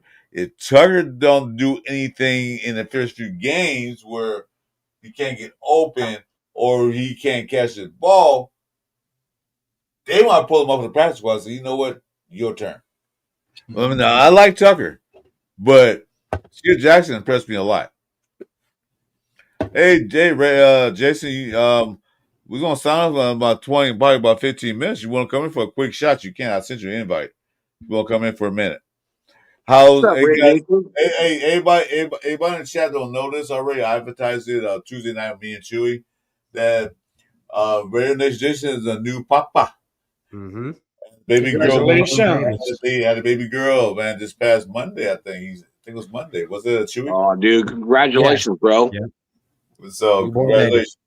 The baby was right on time, and as far as I know, is in good health. So yeah. Well, he's already a dad, but he has a new addition to the family. So just Back to wiping ass. You know how that goes. Yeah, I know how that goes. Those days over for me. I don't have to worry about that no more. Yep. Staying up all night. So if they got their diaper, I say, Mom, Dad, it should change, and then bring them back to me. All right, fellas, I got to get out of here, man. Appreciate All you right, guys. Chewy. Salute, brother. Thanks for coming in. Chewy. Yeah, hey, Jason, man. Love you, kiddo. Gotta get with one of these days, man. Yep. No problem. Hit me up on IG. You got my IG? No IG. I'll hit you You up. have though. IG account. I'll contact. Hey, bro. Hey, Chewy, we'll see you next year in Bakersfield, too, with all Chewy, these guys right here. Put your number. I was all gonna these bring her, guys right here. actually. Chewy, put your private number. Put your number in the private chat so Okay. Jason can get it. Yeah, Jack, you can take it too, Jack, if you want. I don't mind. Don't get it. Don't do. If you get the Jack, man, he's better talk for like days straight because Jack will talk to you. I don't mind it. Yeah, there So, it is, Jack, guys. Fucking give Tell me us a about Jim. Tell us a little bit about Jim Otto. What do you know about Jim Otto? Oh my God! I don't know anything about Jim Otto. This is not gonna Do be we have how many hours do we have to spend on this topic? Oh my! This is gonna be a 17-hour show, Jason. Thanks a lot. But we're not worried about that now, Chris, because it's just me and you talking. Yeah. Oh my God! Who was Jim Otto? We'll talk behind the scenes of that. I'm not. The fan base knows already, and I'm wearing this right now. Who did Jim Otto play for? Who did he play for? The Oakland Senators? He never played for the Raiders. I actually used to go to. He owned a Burger King here in Modesto. I used to go there and eat every once in a while. I don't Right? eat Burger Remember King that? anymore. Fucking biggest fucking ripoff restaurant you'll ever go to. Man, I'll never forget going to the Art Fair Mall, and I missed him 3 times. Man. 3 times I miss him at the Art Fair Mall. It's and he owned all those Burger Kings. Yep. He had one here in Modesto for a while. All right. Yeah. And then Jim Plunkett was part owner of SinCal Beverage, Dr. Pepper, here in Modesto. Dude, Stockton. I will say this: Jim Plunkett is a big dude. I met him at the Tim Brown versus Stanford, Notre Dame versus Stanford game, and it was 1987. And I got to meet Jim Plunkett. He's a big dude. He's a big dude. Jack, I got a question for you. Bueno asks, what's Jim Otto's blood type? Huh? What's Jim Otto's blood type? I don't know, but I'm hoping it's like mine and his, because you know what, and I got him in my mind. It's and it's a house I thought about buying in Yuba City, moving from Sacramento to move up to Yuba City. It was the Jim Otto house when they used to have training camps out there. Yeah. I looked at that house. I'm like, man, I want to buy that house. It's fucking the Otto house. Okay, so Jason knows typo. 00, baby. That's why I got 00. That's why he had the 00, because it was his blood type. Well, what I heard. You know what? South Florida about to beat the crap out. They have on. What was Jim Otto's first number when he played for the Raiders? Wasn't it 51 or something like that? 52. 50. The trainer said you got an O on your front name, your last name, so go 00 in your jersey number. Man, that makes sense. That's what he did. What's really cool too is with Jim Otto, when he retired, he went back up to Yuba City Uh-huh. So I know Jason. I know you guys are California guys, so you probably know this. So he went back up to his like where he grew up in Yuba City, Uh-huh. and said, "I want to be the linebacker coach." And they came back and like, "Okay, we're not going to say no." And then he became not the linebacker coach, but the linebacker and line coach is what he did when he retired. So not many people know that. My wife is from Yuba City, so hell yeah, and I looked to buy that house too. That that's my favorite player in Raider history, right here. Because you know what, no one's been in more Pro Bowls when Pro Bowls actually meant something than nowadays. Nowadays, we talked about it earlier. We talking about the Pro Bowls now. There's nothing. Because yeah, Pro Bowls then. Pro Bowls back in them day, even a player that's going Super Bowl, they play in Pro Bowl. They meant something. They had pride about the Pro Bowl. NFC versus AFC. They had pride, bragging rights. Now it's just like a flag football game. Like what the hell? We can see it at a goddamn park down the street. Well, they used to get They used to get a paycheck if they won. They got like $75,000. Yeah, they got extra bonus. And if you lost, it was $25,000. So to win the game. Oh, Sacktown, dude, you made me jealous, dude. Fuck you, bro. I love you. my boy said he met him 4 times. I'm like, all right, that's it. Anyway, so how you feel? You want to keep the show going? Or you want to call it quits? It's totally up to you, man. I don't know. Jeff's coming back. He's probably having too much of a good time. I'm gonna let him go. Have a good time. Here, let me text him. Okay. How many we got rolling in the chat right now? We got like 14. It's not that big.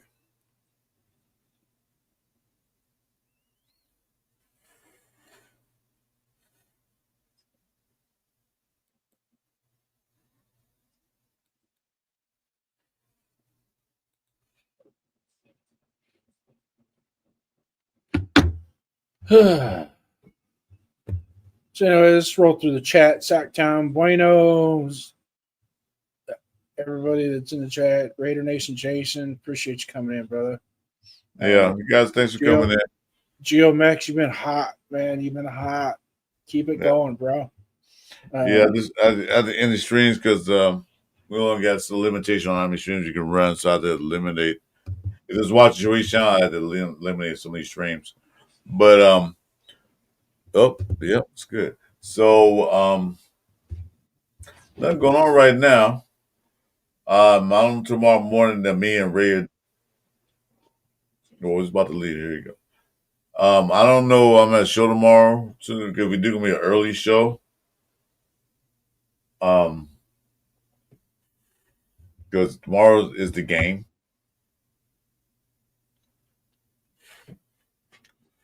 All right, Jack. What do you got to say? hey. Oh, you're right. I kicked myself off, bro. Good. Sorry. Okay, so tomorrow morning, me and Red Edition have our Sunday Pilsen shows at 8:30 a.m. We start a new time because of football season.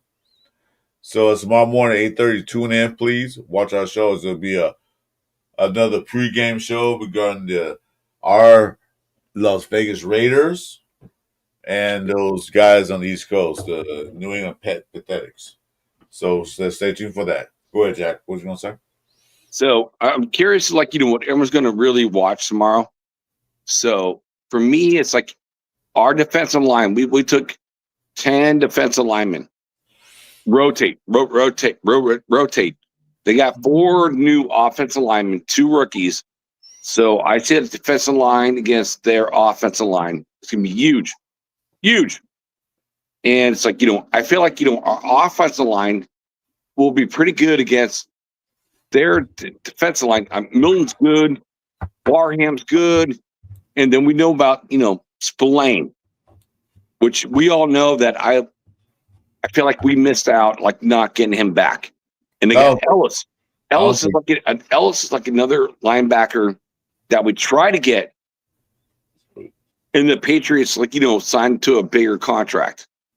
So he was a restricted free agent. So our running game, I don't think it's going to be as hot as what we're expecting.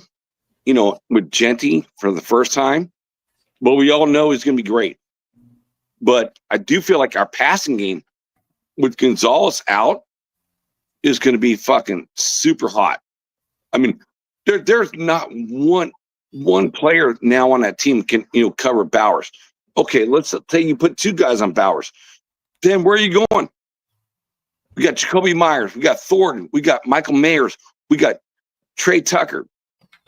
Where's that going to go? So I put it as a higher scoring game. I said 27-24. The Raiders are going to win. But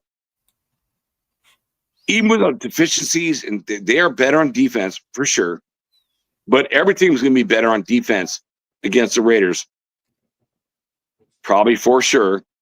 But I feel like, with our offense, they don't have anything to stop it. And with that defense, they don't have anything to stop it. So that's my call. What are you guys calling the game tomorrow? Well, first of all, I'm going to disagree with you about that Spillane thing. Okay? We didn't keep him. There's reasons why we didn't keep him. Okay? One reason I think that didn't keep him, he wanted more money. We wouldn't give him that much money. Patriots did. Okay? Bye. As far as replacing him, okay, we have one Spillane. Who else we had in the linebacker room that was just Spillane? Name the guys that was in the linebacker room. Nobody. Okay, thank you. We have one linebacker, okay, that played the game. Now we got 4 that can play different positions, different tactics. Jamal Adams is going to play linebacker and safety. So I'm not mad that he left. I think you guys can do just as well as Blaine did and more. So I'm not fine. He's gone. I did want to keep him earlier, but I'll see what they did after that. They got more linebackers. That was just 1. We got 4, 5 linebackers that can do just as much Blaine did. Now, as far as the final score, it's going to be a close game. It's going to be they got a 2.5, but it's actually a toss-up because they always get the home team 3 points. But it's 2.5 right now. So that means we'll be a half point ahead. Well, you asked me, we pitched. The half a point, the Raiders got the half a point. So you're going to talk about a game? Our offense is going to probably do well, but not as well as you think they are because the Patriots do have decent defense. As far as their offense, everybody talking about Drake made this, Drake made that, Drake made that. Yeah, he played 2 games last year, or 3 games. How many games? About 3 games last year. He looked good. But you got to remember when he played those games, it was towards the end of the season when most teams are not going to the playoffs, so they putting the other guys in, or some teams are going to playoffs, they putting their main guys in. Well, of course, no football game is easy for professionals. But he's not playing against teams that are desperate to beat them. So, yeah, he looked good. Great. Let's see him do now. Now that we got a tape on him, 3 games, we know what he can do. He can run the ball. Yes, so a lot of quarterbacks can do the same thing too. But let's see how they do. Because Henderson had that 1 game, we get that first game, but at the other couple games, he looked all right. He wasn't like,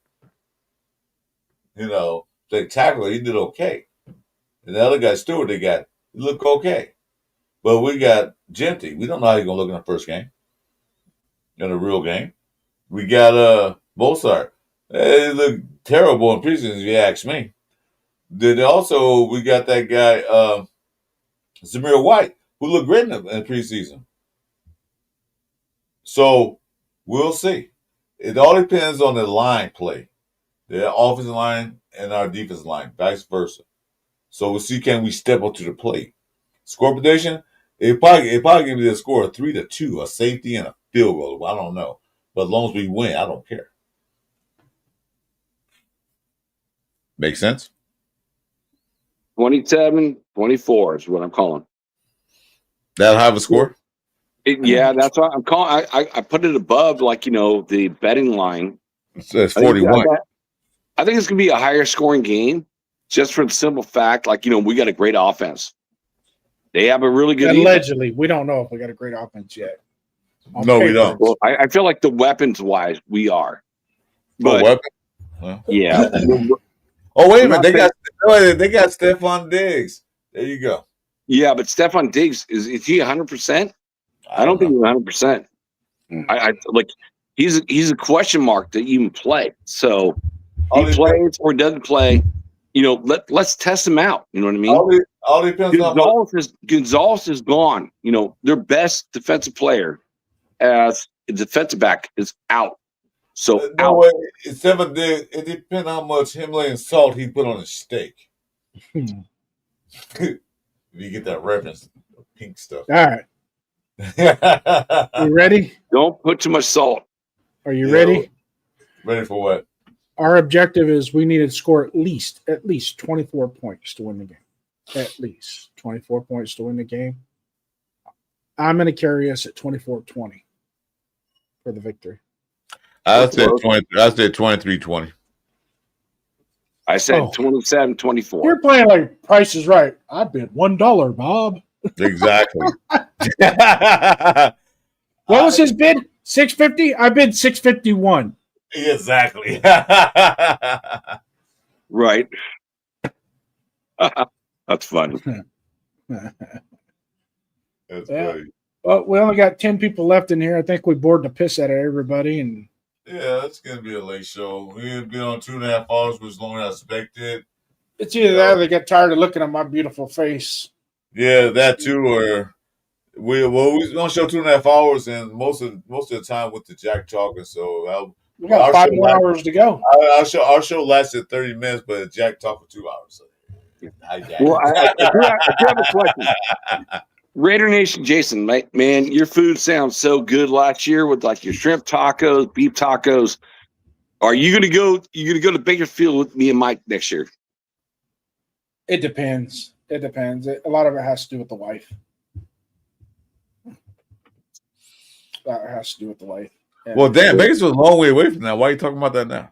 for me, it's only about a 3-hour drive from my house. No, I'm talking about the time wise. That's next year. Oh, next year? You know what? They might have something in the Central Valley next year too. So it might not be in Bakersfield. It might be really, in all honesty, Fresno, Merced.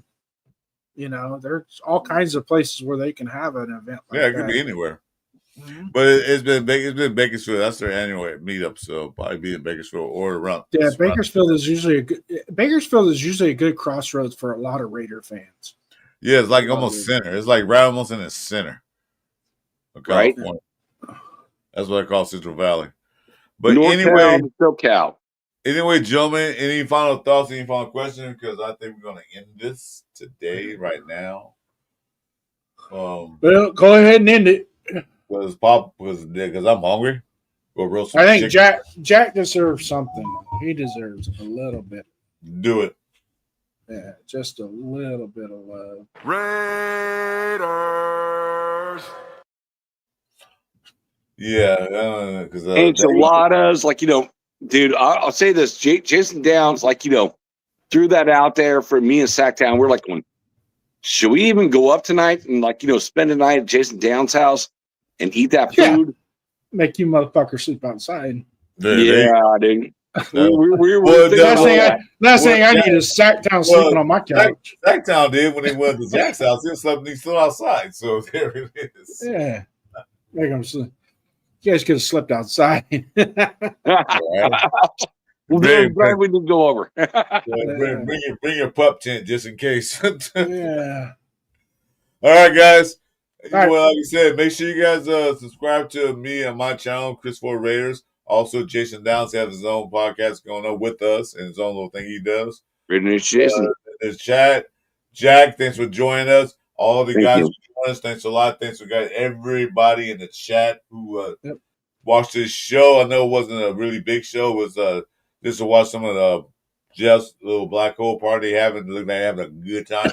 Ready to take over the blackout. I think Jeff fucked up. with all that being said, guys, say it. Go ahead, Jason. Say it. Raiders. And we'll see you guys on the next swing. Mm-hmm.